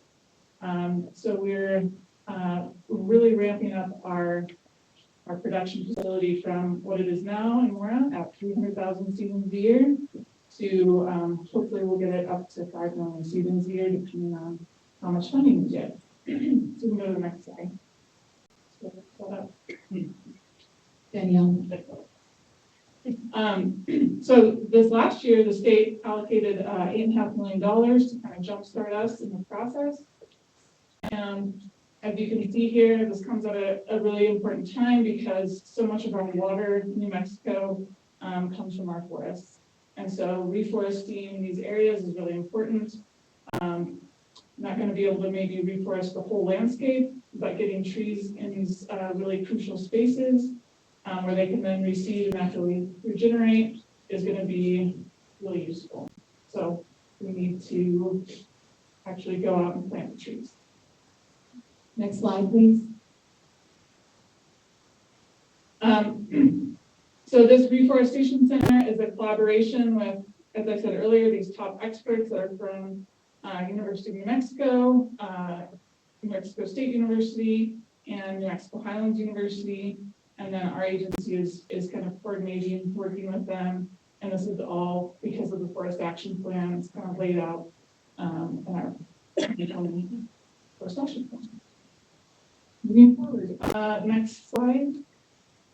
And just briefly to say that this was mentioned that the seedling quality really relates to the survivability of these trees. You have to have seed source, the genetics from this area, and then you also have to have the right growing conditions in the nursery and the right planting techniques in order to get these seedlings to survive. So that we're seeing results from our methods at about, excuse me, like anywhere from 60 to 80% survival rate, which is really phenomenal considering usually it's around 25%.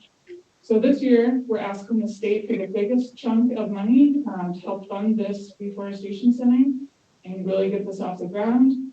And the chunk of money that we're asking for will bring the capacity of this reforestation center to about half, between 25% and half, depending on how much money we get. And it'll fund the construction, equipment, and personnel costs. So if this is important to you in getting seedlings for private landowners and all kind of aspects of New Mexico, even the upper watersheds as the Forest Service purchases the seedlings from us, then please, talk to your lawmakers and say that this is really important. Thanks. Thank you, Rachel. And Jennifer? I just. So, I just want to let you know on our agenda, it was technically, we were supposed to move to stock assistance, but Sophia already touched that in her original talking points in the very beginning. The one thing that I do want to tack on and let you guys know that is going to be one of the big topics that we focus on in our February meetings, especially not only here, but also in our advocate offices and our advocate connects. So, please look forward to that. We will be sharing additional information and have some really key stakeholders up here that will be talking about it. Thank you, Ellie. Good night, everyone. I'm going to stand up, even though some of you might not be able to tell the difference between me sitting and standing, but I just want to take a moment to really reflect on the difficult subject that we're all here discussing. Every single person in this room, whether supporting or impacted, it all comes back to these devastating fires and floods. And to build on what Rachel said, I really, really liked how she said, we're all here to talk about the positive stories coming out of New Mexico. From the beginning, where Sophia's talked about disaster case managers that are available at the state, we've talked about dedicated lines of effort that are coordinating among the local, the state, the federal agencies. We've talked about hazard tree removal, firewood, reforestation efforts. Department of Transportation has a whole private property debris removal. Emergency watershed protection, NRCS, not just above the ground burn impacts, but also the burn impacts to the soil. And for those of you who are wondering who Kyle is, John Kyle is John Sharp as well. So that's who Kyle is. Allie was asking me, I was like, oh yeah, that's John Kyle. So before I go into all the claims office things and what we're doing with the claims office, I also want to recognize the people that are here from the claims office. So we actually have a few navigators that are sitting in the back row. If you can stand up, and then the members of the advocate's office, and we have, I think I saw 2 disaster case managers. They're available at any time to answer any of your questions. So at the end of the day, you know, we're all working to get through this difficult circumstances, but we're all bringing positive impacts to our community to help recover. And we are moving. Who are they? They didn't stand up. That you navigated to theirs, it means but you just walk. So the public can recognize them. Thank you. You're welcome. Yay. I think Linda was here earlier, but I'm not sure if she had it out. Oh, there she is. Yes, we have disaster case managers, and we're still building capacity. So we're still going to be adding more navigators, more claims reviewers, more disaster case managers. So the assistance is going to continue to come over time. With that in mind, after a disaster, we initially start off with response. And it's normal within the life cycle of a response to move into a recovery phase. And that's where we're at right now with the claims office, and also the response from the FEMA staff side. So both sides of that response moving into long-term recovery. So we're going to continue to compensate people who suffered economic losses for property, for business, for financial, and every single day, millions of dollars are getting approved and awarded out in our community. So to date, we've made 1,051 payments. But like I mentioned, things are constantly getting approved, so that number is probably higher now than when we wrote it down on this paper, totaling over $311 million. And that number is just going to continue to keep going up. We also have that breakout by county. So if you want to look at it by how much has been allocated to each county, if you also want to know what the top categories of loss are, we also have that reported out, like Ali mentioned at the beginning of this program. We're really big on transparency. So if there's information that you'd like to know, feel free to ask us, because we have it available and we're ready to share it. We do recognize that this compensation has taken some time. And it is a brand new program. And with any brand new program, first we have to figure out the process. What does it look like? Then once we figure out the process, we figure out how can we improve it? And as we're figuring out how to improve it, part of that is what information do we need to provide to the community to make it simpler, to make it easier. And with that, this week we have officially published we call it the PPG. It's a program and policy guide. So it outlines how we are executing the program. It outlines the different categories of loss that you might receive compensation for. And this week, we're also going to be making public documentation requirement checklists. So that way, if you have a category of loss that you think you may be eligible for, you will now have a checklist that says, these are the documents that you can provide in order to be compensated or request that compensation. So that's huge. The reason we didn't have it up until this point is because we were figuring it out, to be pretty straightforward. And now that we have it, we're going to be providing it to the public. And so you can take that checklist, and if you have questions about it, you can even go to the disaster case managers, you can go to the advocate's office. There's so many of us that are all working towards the same goal of recovery that now we have, one sheet that gives us clear guidance on what those documents can be. I'll get to your question. 1 second, ma'am. Yeah, I talked about the PPG. I talked about our documentation checklists. That program and policy guide, that PPG, it's also going to give you an idea of the industry standard valuation tools. So there's a lot of questions on how do you determine a value for something, and it's not arbitrary. We do use what is in the industry standard. So if you want more information about that, that'll be in the PPG. Something that I thought was a big win when I was reading through it is that even if you had insurance and you had to pay a deductible, that insurance can be claimed as a line item on your claim. Another big win that we have is we've been doing it for a while, but we formalized the process on how to address immediate urgent needs that are identified. And they can be identified either by somebody going to talking to a disaster case manager, or somebody going to talk to a navigator, somebody going to the advocate's office. When there is an immediate urgent need, we now have an official procedure on how to expedite payments to get people what they need in order to address those immediate urgent needs. We've also worked with the state, specifically the Department of Health and the Taxation and Revenue Department. If we're requiring you to have any documents that come from those areas of the state will be waiving those fees. So that's another win as well. Sorry, I'm out of breath a little bit. I know, I'm getting on there. Deep breath again. I tell myself that several times a day. We also have a targeted outreach campaign happening right now. And what that is anybody that has applied in the past for FEMA individual assistance or any other form of assistance during FEMA during the Stafford Act, and they have not come forward to apply for a claim in the claims office, we have a text message campaign going out to say, would you like more information about the claims office? And then we also have people dedicated to doing those outgoing calls, as well as the helpline available to answer people's questions. So spread the word. If anybody has not filed a claim, we do want to emphasize that the deadline to file a claim is November 14th of 2024. So please encourage everyone to file claims if they have not yet. I mentioned that we have a helpline for any questions. I'll repeat this at the end. The helpline number is 505-995-7133. And we work hand in hand with our disaster case managers. Their number is 505-670-4662.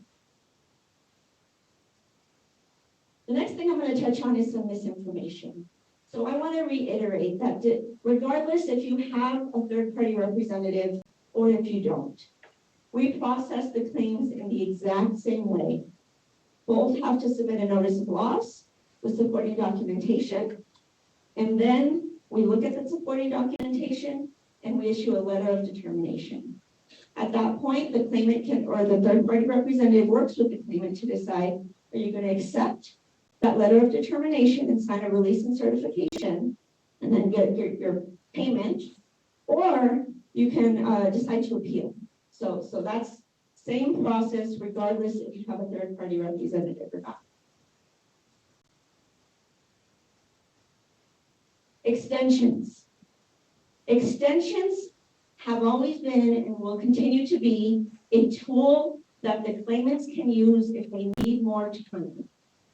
We have those statutory timelines in order to keep us accountable. The extensions are out there if the claimant needs more time. Say you're not ready to look for all the supporting documentation and you might need another 30, 60, 90 days. That's an option if you're getting close to your timeline. Another option is if you just want to withdraw your claim and come back and resubmit when you're ready, we will pick up where you left off. And in essence, by doing that, you'll reset your timeline, which gives you a whole nother 180 days, which is 6 months. That is always an option for the claimant, but it is not something that we mandate. It is just an option there to behoove the claimant. So little clarification there on the purpose of extensions.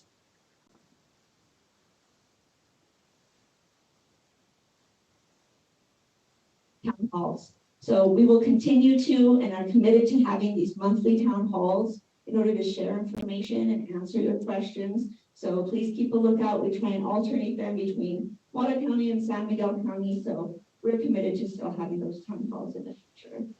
In addition to that, we also have, Ali was mentioning these Advocate Connects. So you are able to come meet with the Advocate team on Thursdays from 11 to 1 at the Las Vegas train station, or on Tuesdays from 11 to 1 at the Mora County Commission chambers. We've also started having resource fairs that are hosted by the Advocate team and also are in partnership with the disaster case managers and the Rural Partners Network. I'm sure we have them here, but I know that's David Hurtado. Okay.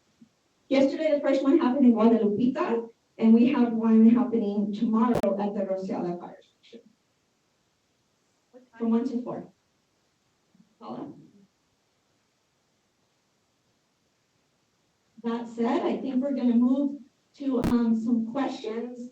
And we have a few in the back, and then we'll take some from online as well. Yes, and I will bring you the microphone so everyone can hear you. Thank you. There was one in the back too. Jennifer, I had another question set up instead, but you said something that, I don't know, was almost a little bit disturbing in what you laid out now.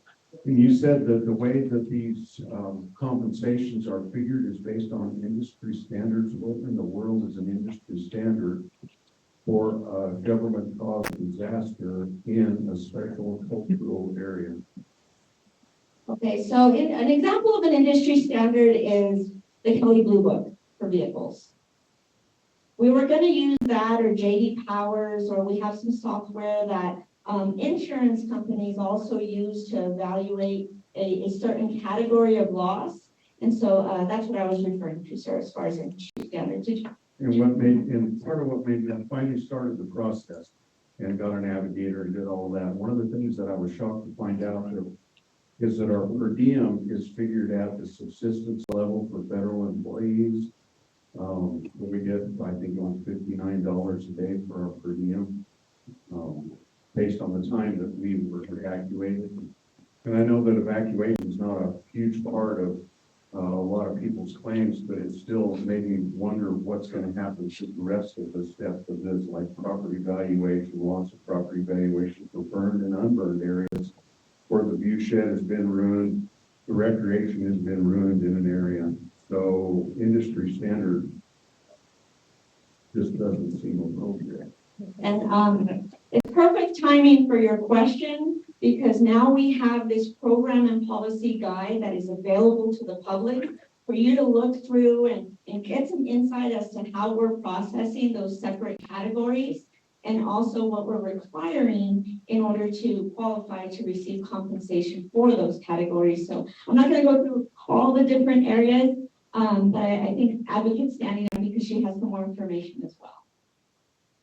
And then also, if you have any additional, expenses, you don't have to go with the industry standard or even the GSA rates. If you have receipts and stuff, you have the option to also submit that as well. And to answer your question about the cultural sensitivity, the reason why the Advocate's office was established is to be able to provide that level of adequacy. So if there's something within policy that is not culturally appropriate to the community or to the area, you have an opportunity to come to the advocate's office and then be able to obtain that support so that we can be able to advocate on your behalf, whether it's with policy or legal, to be able to kind of help, address your concerns.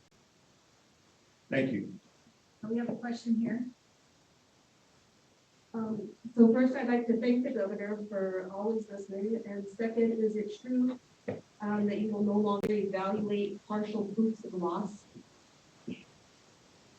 We are moving towards getting people compensation in the form of final proofs of loss. That being said, if you have submitted for a partial proof of loss, we are going to reach out to you and say, do you have additional losses that you would like to submit at this time?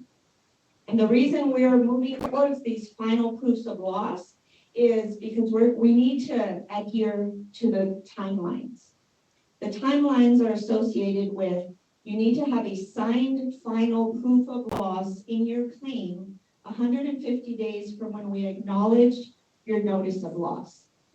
That being said, if you file a final proof of loss and you receive a final letter of determination and you receive a final payment, if you have additional losses associated with the same event, you can request to reopen your claim for good cause.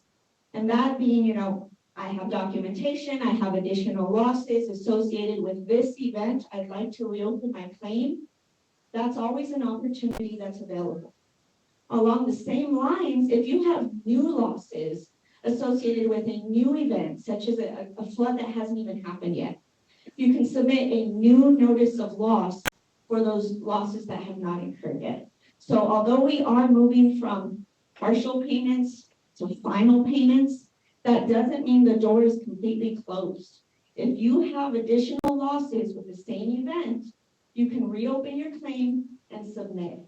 Along the same lines, if you don't agree with the letter of determination, you can always appeal, but hopefully that helps answer your question. And how are you planning to meet the 100? I knew this question was coming tonight. So we are doing a lot of different efforts right now to get to where we need to be as far as the 180 days. And those of you that know me know that I'm pretty forthcoming with information. So how we ended up where we are today is that we have been very generous in giving claimants more time to gather their documentation. So that initial timeline that you have to have a final proof of loss signed 150 days after we've acknowledged your notice of loss, we had not been enforcing it as much as we needed to be. That being said, it's now been brought to the surface, it's brought to our attention, and we are going to do everything we can as far as increasing staffing, increasing resources, streamlining the process. We are still constantly bringing in additional navigators, claims reviewers, and we have this big surge effort that we're undertaking right now, because 180 days ago, we acknowledged a whole lot of notice of losses at once.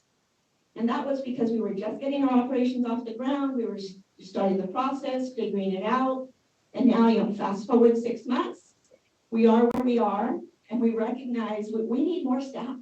And so we're bringing them in as quickly as we can. And so I have more details on I have a list of 11 different efforts that are happening in parallel to get us where we need to be. But we acknowledge that we have areas for improvement, and hopefully that helps answer your question, ma'am. But we're working hard on that. We have a question in the back row. Yes, sir. Okay, thank you. She actually put the first part of my question. So the second part of my question is, are you committed, FEMA, to getting an actual legal expert in place that needs to handle this operation for the 180 days? Because I can tell you there's a lot of people that have not received their compensation after 180 days. I acknowledge that, sir, and thank you for bringing that up. I heard two parts in your question. So one, we do have a handful of legal experts, and we're still hiring. So if you know of any legal experts that are willing and want to be a part of the solution, please send them our way. We're building up that capacity at the moment. And then also, we acknowledge and apologize for the claimants and the third-party representatives that have submitted information and we have not got to it yet. We're really working to get to those as quickly as possible. We acknowledge where we are right now and where we need to be. And, you know, we acknowledge a whole bunch of NOLs at once, and I kind of talked to that earlier. So can you answer that with a yes or no if you're committed to get a legal? Oh, yes, absolutely. To handle the 180-day claim. Yes, sir, completely committed, absolutely. And I can say that I'm committed because there was one reason that I joined this program, and it was to get help to my community. I mentioned at the beginning of this, I might not be born and raised from northern New Mexico, but from the second I landed here, I fell in love with the community, the people, the land. It was devastating when the fires took place. And I knew I wanted to be a part of the solution to help make a difference. So yes, sir, not only myself, but also the other members of our community that are working in the claims office. I can say confidently that we are committed to that. Okay, and then the second part to my question is, today is 650 days since the match was thrown. So 650 days, it took all the victims from 9/11 less than 3 years to get their compensation, and that did include non-economic damages. So can you please tell us why there's a delay in telling us how this new consolidation approach is, why is it taking so long? Because it's nearing 2 years. Thank you, Jennifer. Yeah, no problem. Just to clarify before Kristen walks away, your question is what's taking so long for the compensation or for the process, or what exactly is your question? I want to make sure I address it. Both, obviously. Okay. Well, that's pretty easy. I can talk about timeline. So September 20th, 2022, the same year that the fire got out of control, our congressional delegation was able to not just put together the bill, get it passed, get it funded. And September 21st, we had a team from FEMA working on planning. How are we going to execute this program? What is it going to look like? What resources do we need? And they worked really quickly, and within 6 months, they had the first round of onboarding, and that's when myself, the advocate, a lot of the other locals in the community started working in the claims office. We started issuing payments, starting off with the city of Las Vegas for the water treatment plant in February, and then we started cranking out payments slowly at first, and we've been getting faster and faster ever since. So as far as operations starting in the claims office, we started in March, so we're coming up on a year, and we have awarded over $300 million. I don't think it's accurate to kind of compare it to 9/11. That's not really apples to apples, but I get where you're coming from. And all I can commit to is that we're getting better and faster as we go, and we also recognize that we have room for improvement. So thank you, sir, for bringing that up. We have one more question here back in the back row, and then I'm gonna call on people who are on the list. I just wanted to make sure, the PPG is going to be available and a checklist, and are we going to be able to see the formalized emergency procedure? What was the last part? Emergency? The formalized emergency. Yes to the PPG, yes to the checklist. I'm not sure what emergency procedure you're referring to. You have a formalized emergency or formalized emergency needs. Oh, emergent, okay, oh, yes. Those are the immediate urgent needs. So yes, we do have that procedure, and actually you can get with the advocate or the disaster case managers. And that'll all be available. Absolutely, yes, ma'am. All right. No problem. Randy Houston? Oh, you already asked. Okay, my apologies. Yeah, Jane, give it to someone else. Jane Munson. Okay. So my concern is, what is really the true regulated part? There are people online, so I think that's why they want you to speak into the mic so they can hear you, ma'am. So my concern is, what are the true costs of reforestation? That's what's going to be given from FEMA and this money that's allowed. Because you're talking about, what you're saying is that you have these places available for information on how to do soil reparation and all that kind of stuff. But that's left to the landowner. And so when we have a forest that's on a slope and we need to get those trees off because that's part of the reforestation, what is the true cost per acre on pulling trees off of the slope, replanting trees? And then you're talking about the fact that I know we have the John Harrington Forest Center that's going to be expanding, which is wonderful, but we're looking at how many years down the road. So my question is then, what is the true cost of reforestation? And then also how to remediate severely burned soil. Again, feeling like a homeowner, I want to do that for my forest, and yet that's an overwhelming task. And what is it that FEMA is going to pay out so that we can hire people to come in and do these things? Yeah, I hear a few different questions, so I'll start with the first one as far as what is the true cost of reforestation on an acre of land? There's multiple facets to that question. Depending on the burn severity, what kind of trees were there, if you were on a slope, was it, hazardous terrain? So I don't have an answer to it. It's going to cost exactly this much. I do know that we have several experts in the room to talk to those different pieces. And we, on average, it's not, don't quote me as being like, this is exactly it every time. We came up with about $7,000 per acre.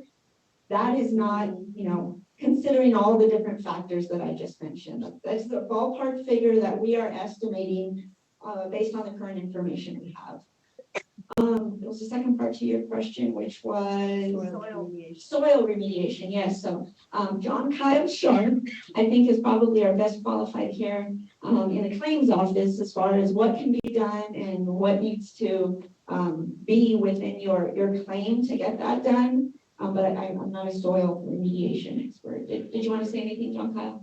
Or is it somebody over there? So that is part of the additional compensation that's provided based on that burn severity map, where we recognize in those more severely impacted areas that there will be a higher cost associated with it. There's going to be a larger effort. So that's why we're providing additional compensation. And then there can be a number of ways to treat it, whether you use it with soil amendments or you take the slower approach and allow time and the freeze thaw and the natural moisture to begin to rehabilitate. So there's a gamut of ways to do it. When you start talking about like what is the true accurate cost, we're providing you an estimate. It's a snapshot in time. Prices rise and fall, labor rates rise, well, mostly rise. But what we do know is, and what we can assure you is when you go to implement those processes, those prescriptions, if you incur additional costs, keep up with your receipts, keep up with your additional costs and the documentation, and you would come back to the approach to the claims office and file a supplement to your claim. And we can provide additional compensation if you incurred additional costs. So the question, then the other part is then, we're talking about a huge amount of land that needs reforestation. And it's going to take a long time to get people that are able to come and do that process. So let's say it's 5 years down the road that we actually can get somebody into our forest, to do this work. And I am talking about acres on a severe slope, how that is. $7,000 is not enough to pull trees down off of the slope and replant the trees. We agree. And that goes back to my earlier comments of even if you've submitted a final proof of loss and received a final letter of determination and received a final payment, if you go to implement whatever you had applied for and it costs more, you have good cause to come back and request that you reopen your claim because you have additional losses associated with the same event. An example of that might be you receive an NRCS plan. I'm just going to throw out, It's not accurate, but they say it's gonna cost $1,000. You submit it, you get your payment, you go to implement it, and it costs more than that. You can come back and request to reopen your claim, and as John Kyle mentions, that's where you would submit some supplemental information and request to be compensated for the difference. But then you're requiring the homeowner to put out that money. And if you're talking hundreds of acres, then now we're putting out the money ahead of time before we can resubmit a claim. And you won't get paid maybe. And by November, And you may because not the get. deadline date is November. The deadline is for November 14th is to submit initially. It is not deadline, you have to reopen it by then. There are other timelines that we're working off of to continue claims office operations past November 14th, 2024. That's just the deadline to get in your initial notice of loss. We're going to still continue processing claims beyond that point. How long? Right now, it says November 14th, 2025. That being said, I know there's members of the congressional delegation in the audience. My understanding is there is legislation to extend that time frame beyond that. But the way that the statute's written, based on the law, that's what it currently says. And we'll just have to pay attention to what's happening in Congress and whether or not that legislation passes. But there is legislation being proposed to extend that timeline. Thank you. Next on the list is Ernesto Lujan.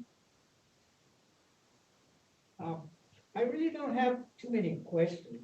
You know, it was very informative, something that I already knew what's going on, but a little bit more help. Okay, but did I overheard or did you mention saying something that you are planning on getting funding from the state?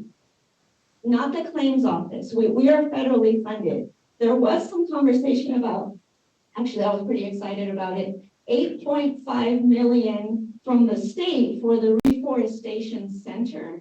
And they are requesting additional funding for that as well. So happening in parallel, but separate from the claims office. Well, anyway, just go ahead and apply really to the federal government.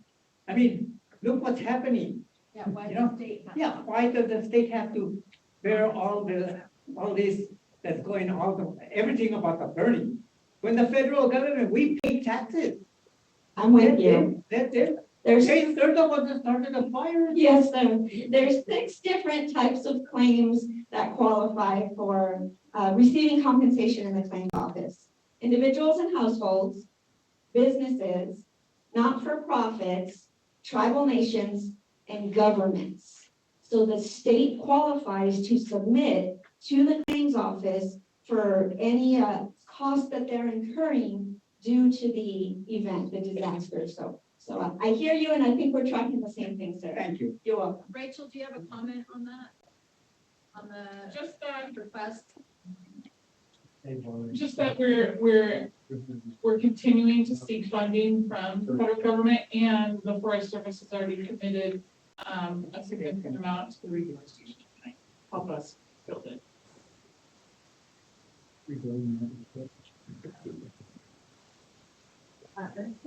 Yeah. Ernestine Clayton? I guess my question is, piggybacking off of this individual's question about resubmitting claims for compensation. Well, like she said, some of us have huge piece of property and don't have the money to even ask them. I don't even think the bank would loan you that much money to restore. So how do you expect landowners to pay for it up front and then request to get reimbursed? So we don't expect the landowners to always front the money and get reimbursed. This is where you can request for an expert to come out and give you an estimate for all of your land, whether it's an NRCS plan or a private company, or you do it on your own. You can come forth with that estimate, say, we think it's gonna cost about this much, and that's where you submit your claim and you receive payment for that.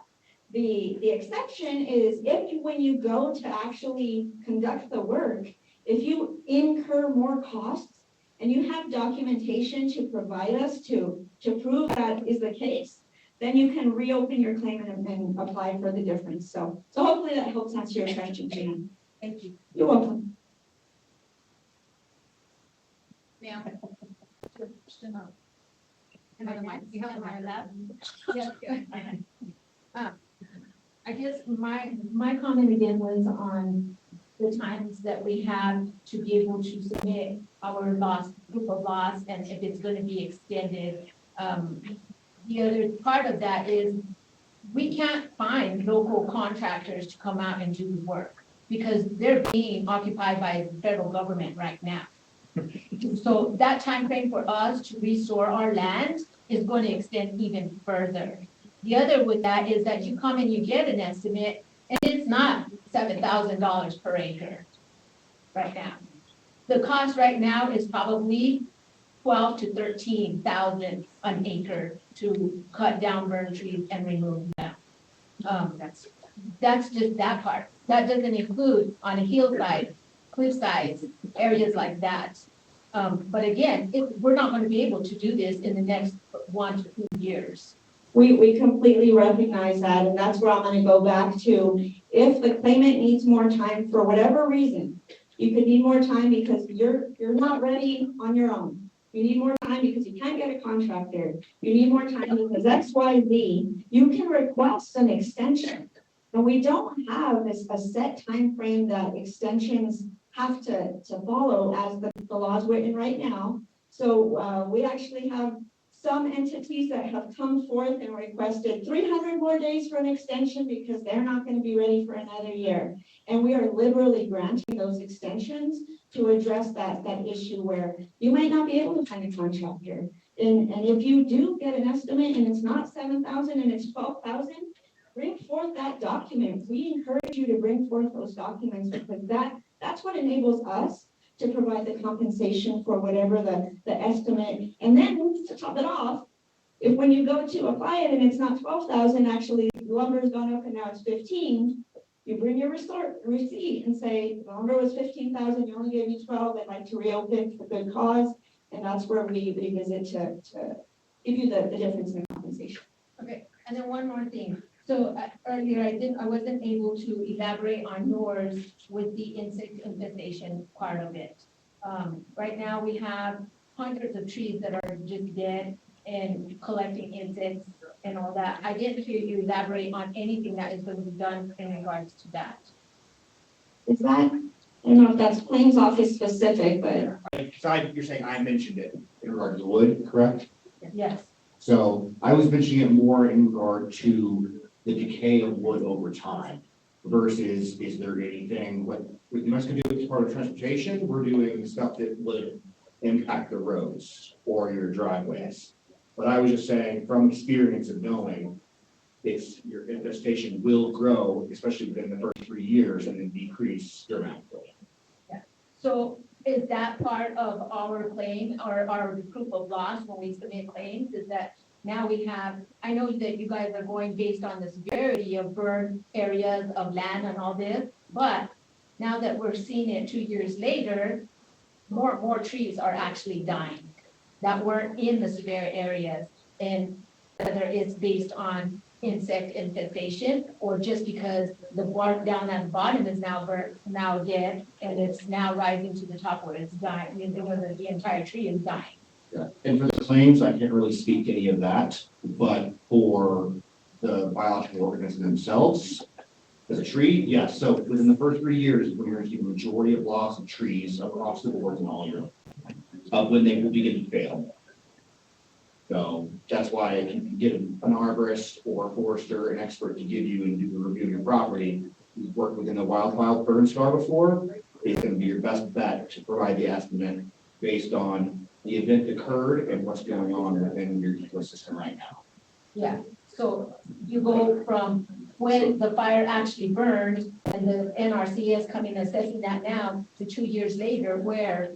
So where that fire burned, that 1155, that certified plan that's provided by NRCS, I can't speak for the third parties, but we are addressing to remove the standing deads and snags, as well as those impacted trees. That's included in your plan right now. So we're paying you to take them down. We're paying you to replant them because we anticipate additional tree loss in those burned areas.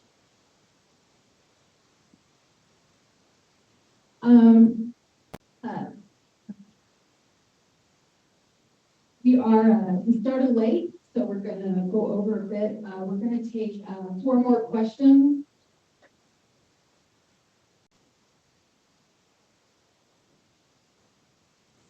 I have one with 220 million other people, the citizens of the country are the owners of the San Antonio National Forest. Which one of us needs to file a claim for the damages to the 150,000 acres that are within the forest boundary that have been burned to the earth? Do I need to do, has anyone done that? And King, are you gonna pay the bill for that? And if not, who is?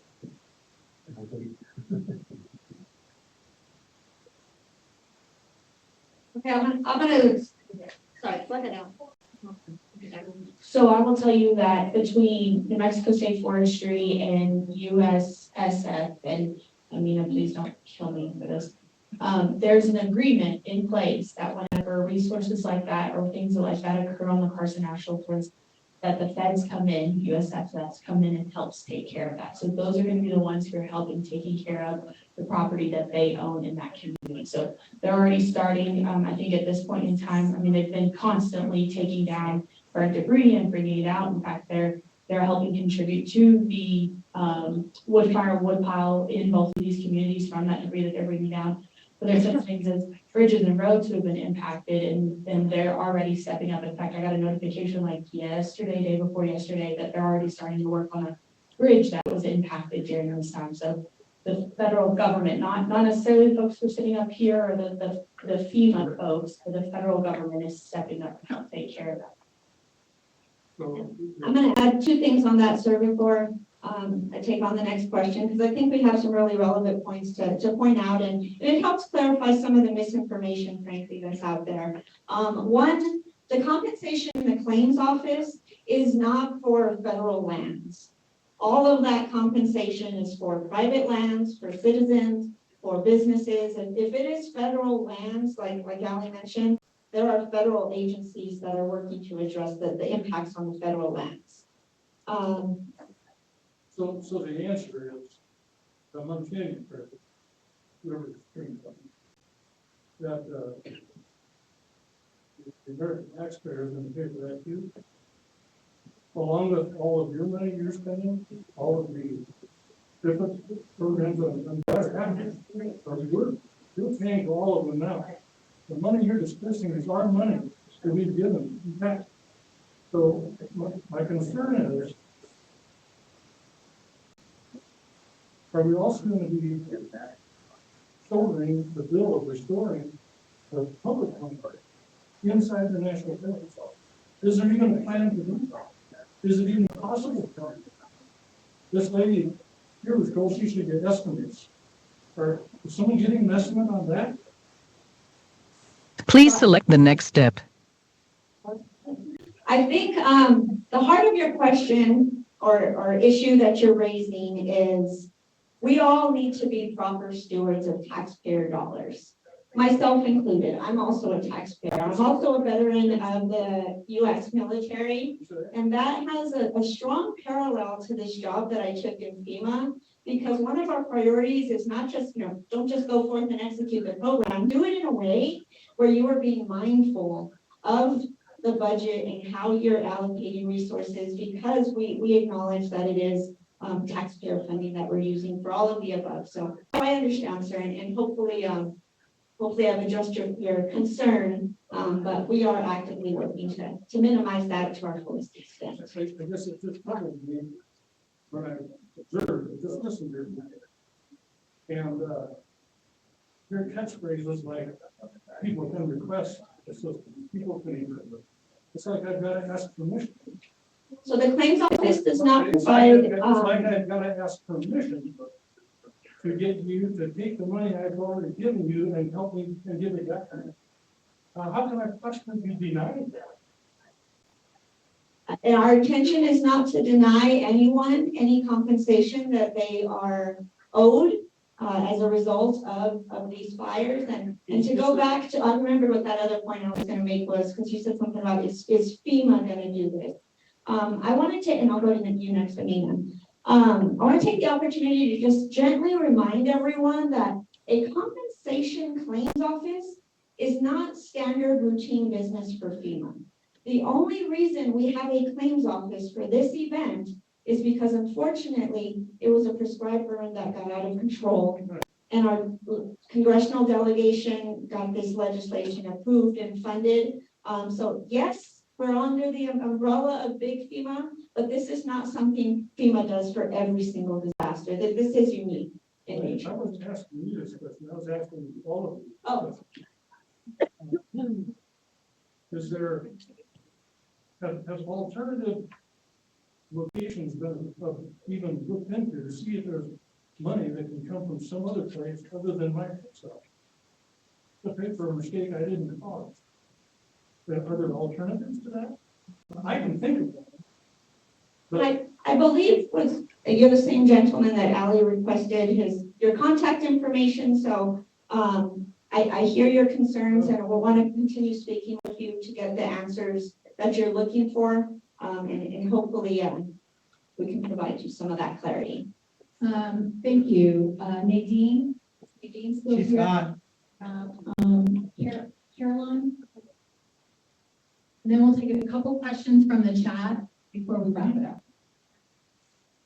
My question is sort of three-part, but I got baskets within our CS before the Fire Act started.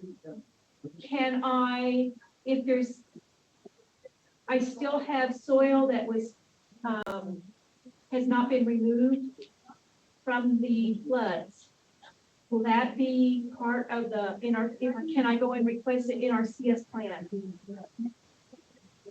Yeah, if it was something that had not been additionally paid for, if it's something that we haven't paid for in the past, you can request a plan and we'll come out and look at debris removal or sediment removal on that. We won't be able to compensate for the baskets. No, they've already been placed. Yeah. I've signed a contract with you all. Okay, good. But I just want to know if I can keep on, because my backyard's full of black dirt that wasn't there before the fire. Yeah. Okay. Yeah. The other question is that, I worked on my graduate degree in soil physics, so I understand what you're talking about with the soil damage. Do you all take soil samples from the burned soil? And are they, with this being said, can this previous snowstorm and windstorms that have caused severe drifts in our area, can we apply this to the damage from soil? Being that the soil has a slick surface on it now, and we're going to be anticipating more flooding probably with this. Do you understand what I'm talking about? I apologize, I'm not clear on the question. I'm trying to try, Caroline, so I think I'll start off from the beginning, and you asked, do we take soil samples? So the claims office. No, with the soil department. So the soil department he was referring to is the bear teams are part of the. We were talking about the bear maps. Okay.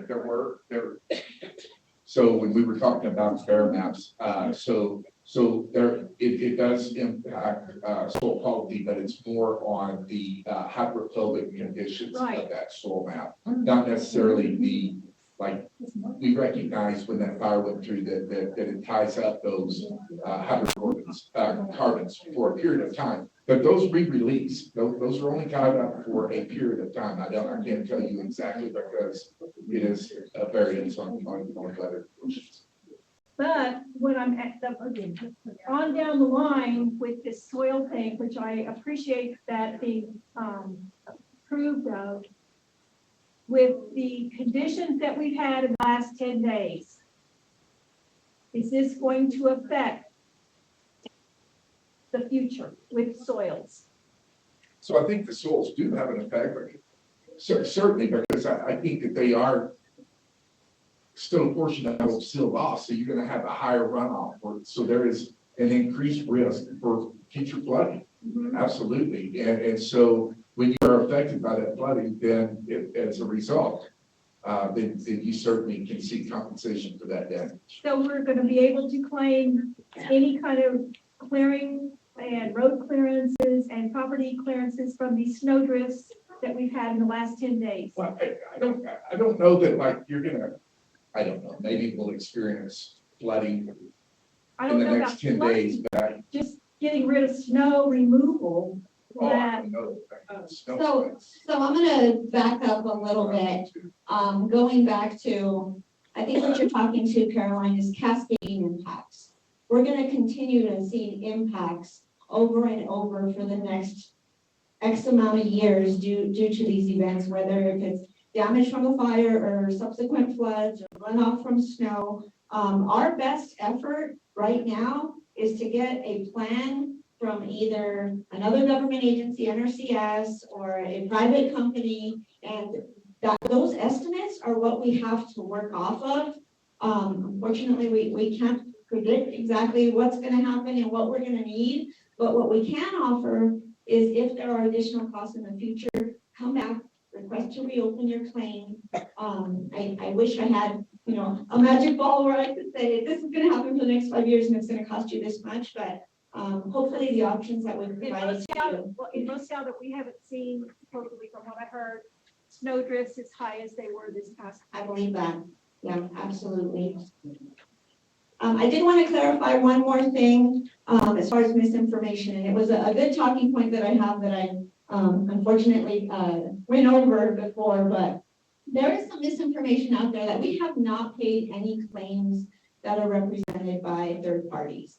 So, when this document was drafted, we had paid 18 claims that totaled $911,000 to claimants that were represented by third parties, and that number is going to continue going up.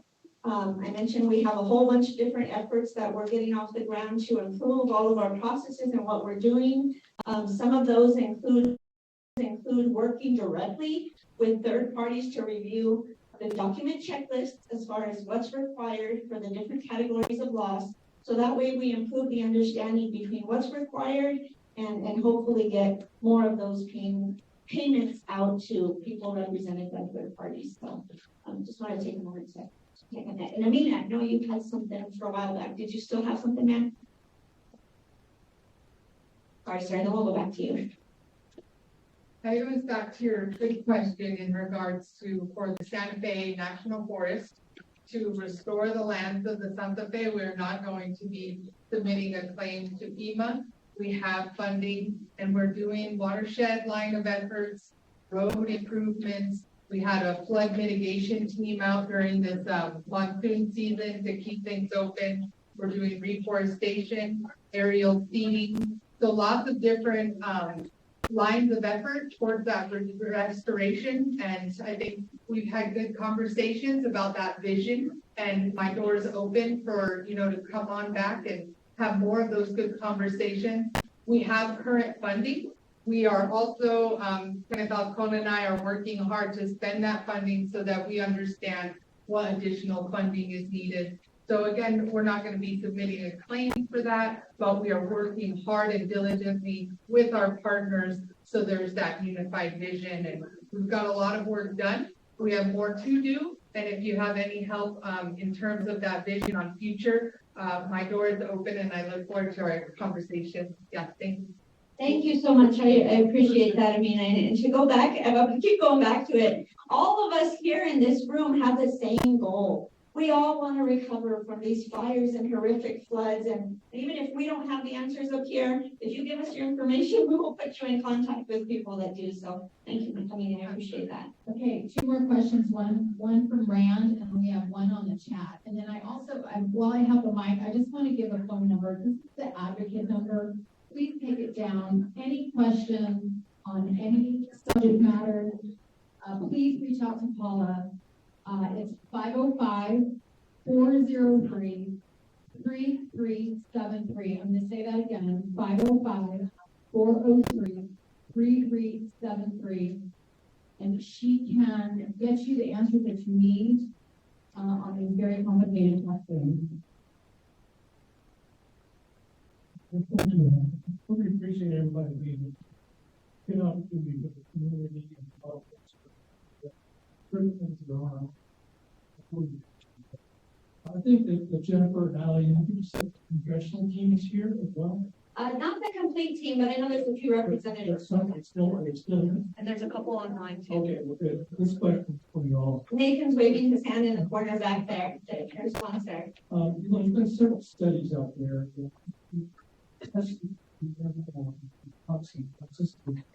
When homes and houses that are burned up in the forest fire. Now we're talking about lead, we're talking about arsenic, we're talking about plastics, we're talking about in smoke, potent as and in a problem when the ash, two people are allowed to come back in. The question is the state, and federal, and congressional team, what work or what study, what's been done to look at the long-term health issues that we may have had, or we do have, to look at the pandemic, to look at that. If that's out there, it indicates these folks that were part of that are now sick with cancers, all kinds of things. So what has been done or what is planned? Long-term health. I know that the EEO, CPA, for the uranium work, we have that program. So what's happening with this? Thank you, Rand. I can talk to what the claims office can do. I can't talk to studies or what's planning in the future, but for the claims office, if you have incurred medical expenses because of any of the above you just mentioned, that is compensable. Come forth, bring that in, documentation. Even if you went to see someone for mental health reasons, that qualifies as well. So that's what we can do with the claims office. And I think I'll put you in touch with Nathan and some other members in the audience as far as what studies have been done. And Allie, I think Yeah, okay. I saw her hand. Sorry. So I will tell you when the fires started and through the months that you guys sat here, the state Department of Health actually put out air quality monitors all over the area to monitor whether it was safe for you guys to be able to go back in. That was coordinated also with Sheriff Lopez to make sure that remember when we did the red, yellow, green on when people can go and when people can leave, that was part of that red, yellow, green. I will tell you, one of our lines of effort includes health, mental health, and any kind of impacts you could potentially have from this fire. We are continuously researching. Unfortunately, we all collectively know research like this takes a little bit of time. But I will tell you that it is a driving method. It is one of those things that we were definitely looking at. I'll tell you, it's one of those things that the Gov is very concerned about as well. Thank you. Looks like I think Paul and my so the green sheet is actually produced by the Environment Department, so New Mexico Environment Department. They produce it for every disaster that occurs. It's kind of just like it's a hand-in-hand work with not only FEMA, but also the state to make sure that we're meeting our environment requirements. Mainly for this one, it includes where you dispose of items. But I can get you a copy of the green sheet. It's any kind of chemicals or any kind of items that may have occurred during this disaster, but it does not include air quality at this time. We can update it later on once we get more data. Are those contaminants been identified? Those toxins? Have they been identified? What was in the smoke and on there? At this point in time, sir, I do not have that information off the top of my head. Hi, I'm Pamela Garcia. I actually work with Senator Benray Lujan, and I'm from the community as well. I'm from Mora, born and raised, still live there. So I come to all of these meetings and really like to wrap it up, sir, and I'd really like to get your name and connect with you after that. But I did want to acknowledge my colleagues that are here as well from Congressman the Legends Emergency Office. We're here, and we would like Jennifer mentioned, and you have some colleagues online from the congressional staff as well. And so I can't tell you specifically what we're doing, but we'd like to collect that information for you, and I would really like to circle back with you. But I did want to say that we are here. So I'm glad you asked, and we are here. We've been very present since the inception of this legislation, collecting information, all of your concerns. And so all of that to say that we are here. Please come get our contact information. We all have our business cards with us, and we're glad to talk with you and anybody who else wants to chat about any concerns that you're having. do want to add one more thing, sir. I just got reminded of something. So through our lines of effort and the coordination that we have with the federal government and our state partners, we've brought in a third party reviewer. They're doing a whole bunch of data analytics, and they're called Argonne, and you may hear them with. Oh, sorry, I thought someone was saying something to me. So they're doing a study, and one of those studies include the impacts of what this fire has done to health. When we get that data, we will be creating a report for us to be able to produce to our local constituents. So that data is probably a couple of months out because they're doing a huge overall study of like watershed mitigation and all kinds of different things that we've requested out of them. So the data is coming, is what I just got told. Who's the POC on that? Me. Okay, we do have a couple questions. These should be really quick, easy answers. One for Kenneth Branch. Who is the contact person to review my NRCS plan? There's some items on it that I need some additional information, specifically my affairs theory.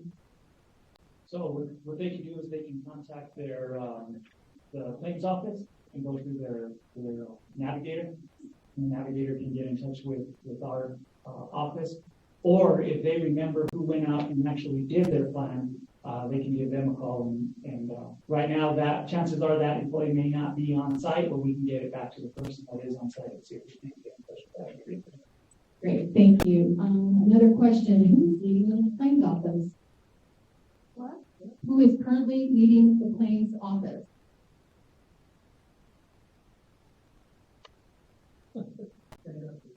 I don't know if you can tell I'm standing or sitting, but I am the deputy director. So I mentioned at the beginning of this program that well, not this program, but the beginning of my section is that we're in the middle of moving from the response and development phase of not just the Hermit's Peak side, but also the Stafford Act side. So there's an effort underway right now to unify those two efforts under the region that is allocated to New Mexico, Texas, Oklahoma, Louisiana, and Arkansas. And so as we shift to Region 6, we'll get more clarity on the reporting lines, and it's all brand new. We just announced it today. So I am the deputy director. I am not going anywhere. And we will have more information on the directly who reports where in the future. Thank you, Jennifer. Will attorney fees be covered in compensation? The legislation does not allow for us to pay attorney fees. Unfortunately, if a claimant does hire a third party, even if it's a family member or an attorney, we cannot provide compensation to pay those fees.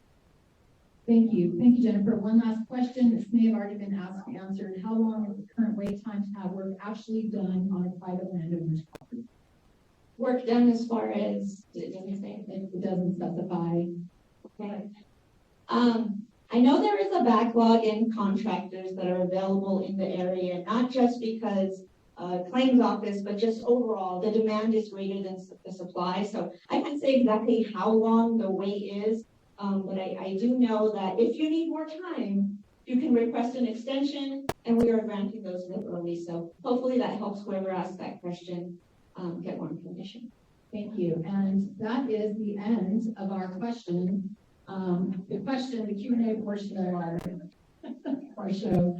I wanted to ask Allie to please once again give out the disaster case management number so people can jot that down.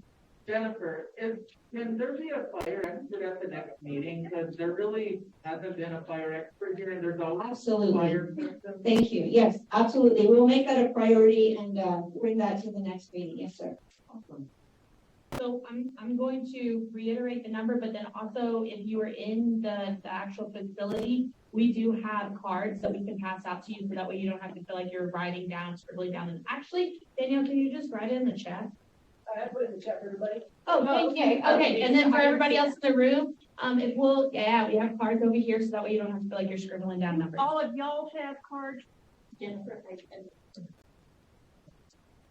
I have a question. No, of course, no, you're so fine. So two more things. The disaster case management number that I have is 505-670-4255. 4662, and the advocate would like to share some information as well before we wrap up. I also have cards here, and if you want to be able to talk, ask questions or issues, you can be able to take your questions and be able to address them. Great, and on that note, thank you so much for hanging with us. We appreciate you spending your time with us here in the room and online. And we'll look forward to seeing you again in February for a new agenda. Thank you. Thank you.